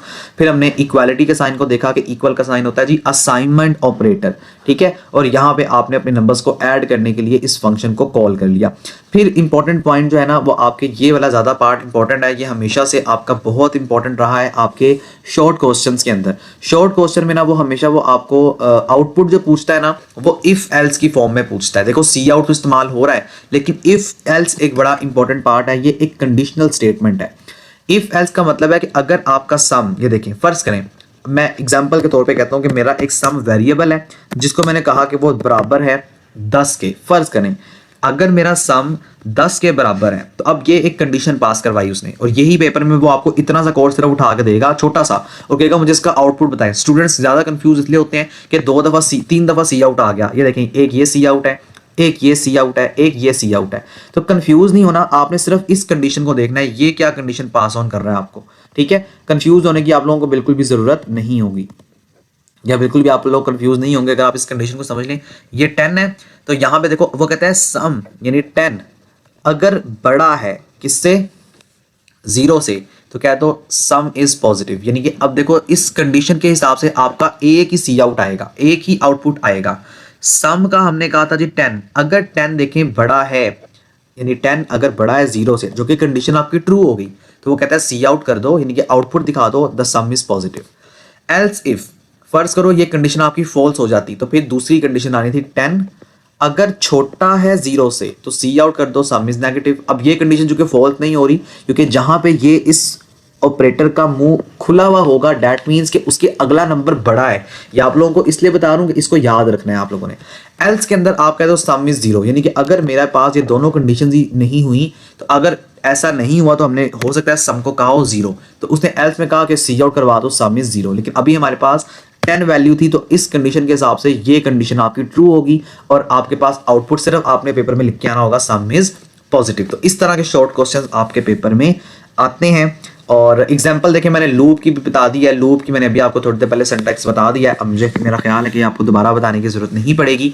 फॉर लूप का सिंटैक्स सबसे ज़्यादा इंपॉर्टेंट है। हमने इंटीजर की वैल्यू पास की, कंडीशन पास की और ये इंक्रीमेंट लगाया। इंक्रीमेंट का मतलब होता है प्लस प्लस 5। इसका मतलब क्या है, ये यूनरी ऑपरेटर्स हैं। आपके प्रैक्टिकल के बच्चों के लिए याद कर लें, प्लस प्लस आपका यूनरी ऑपरेटर है, इसका मतलब है +1।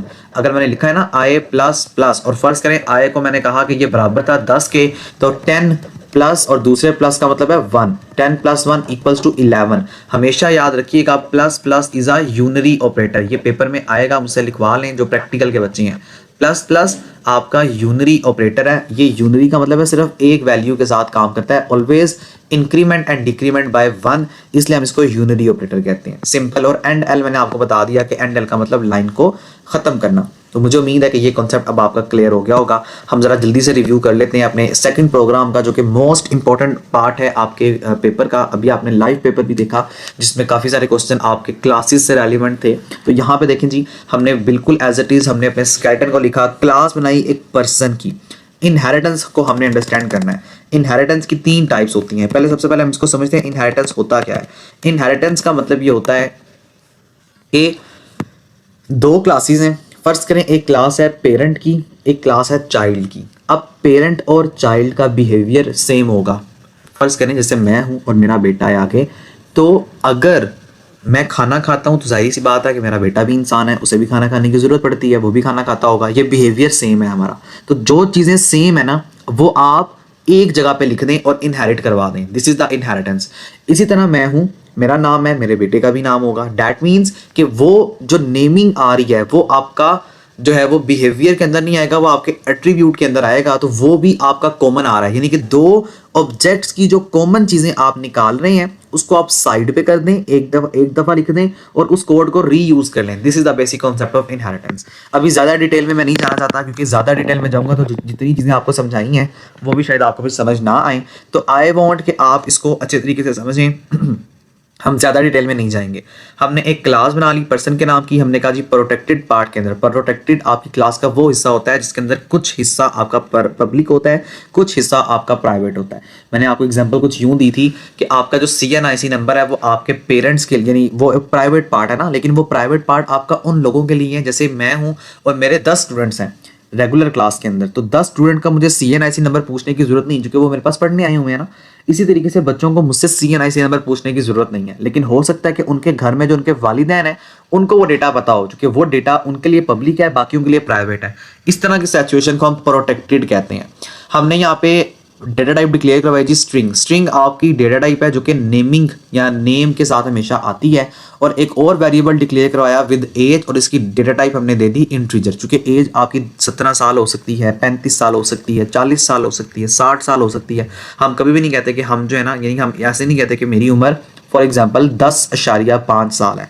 तो एज हमेशा इंटीजर में होती है। पब्लिक पार्ट में आपने कंस्ट्रक्टर लिखा अपना।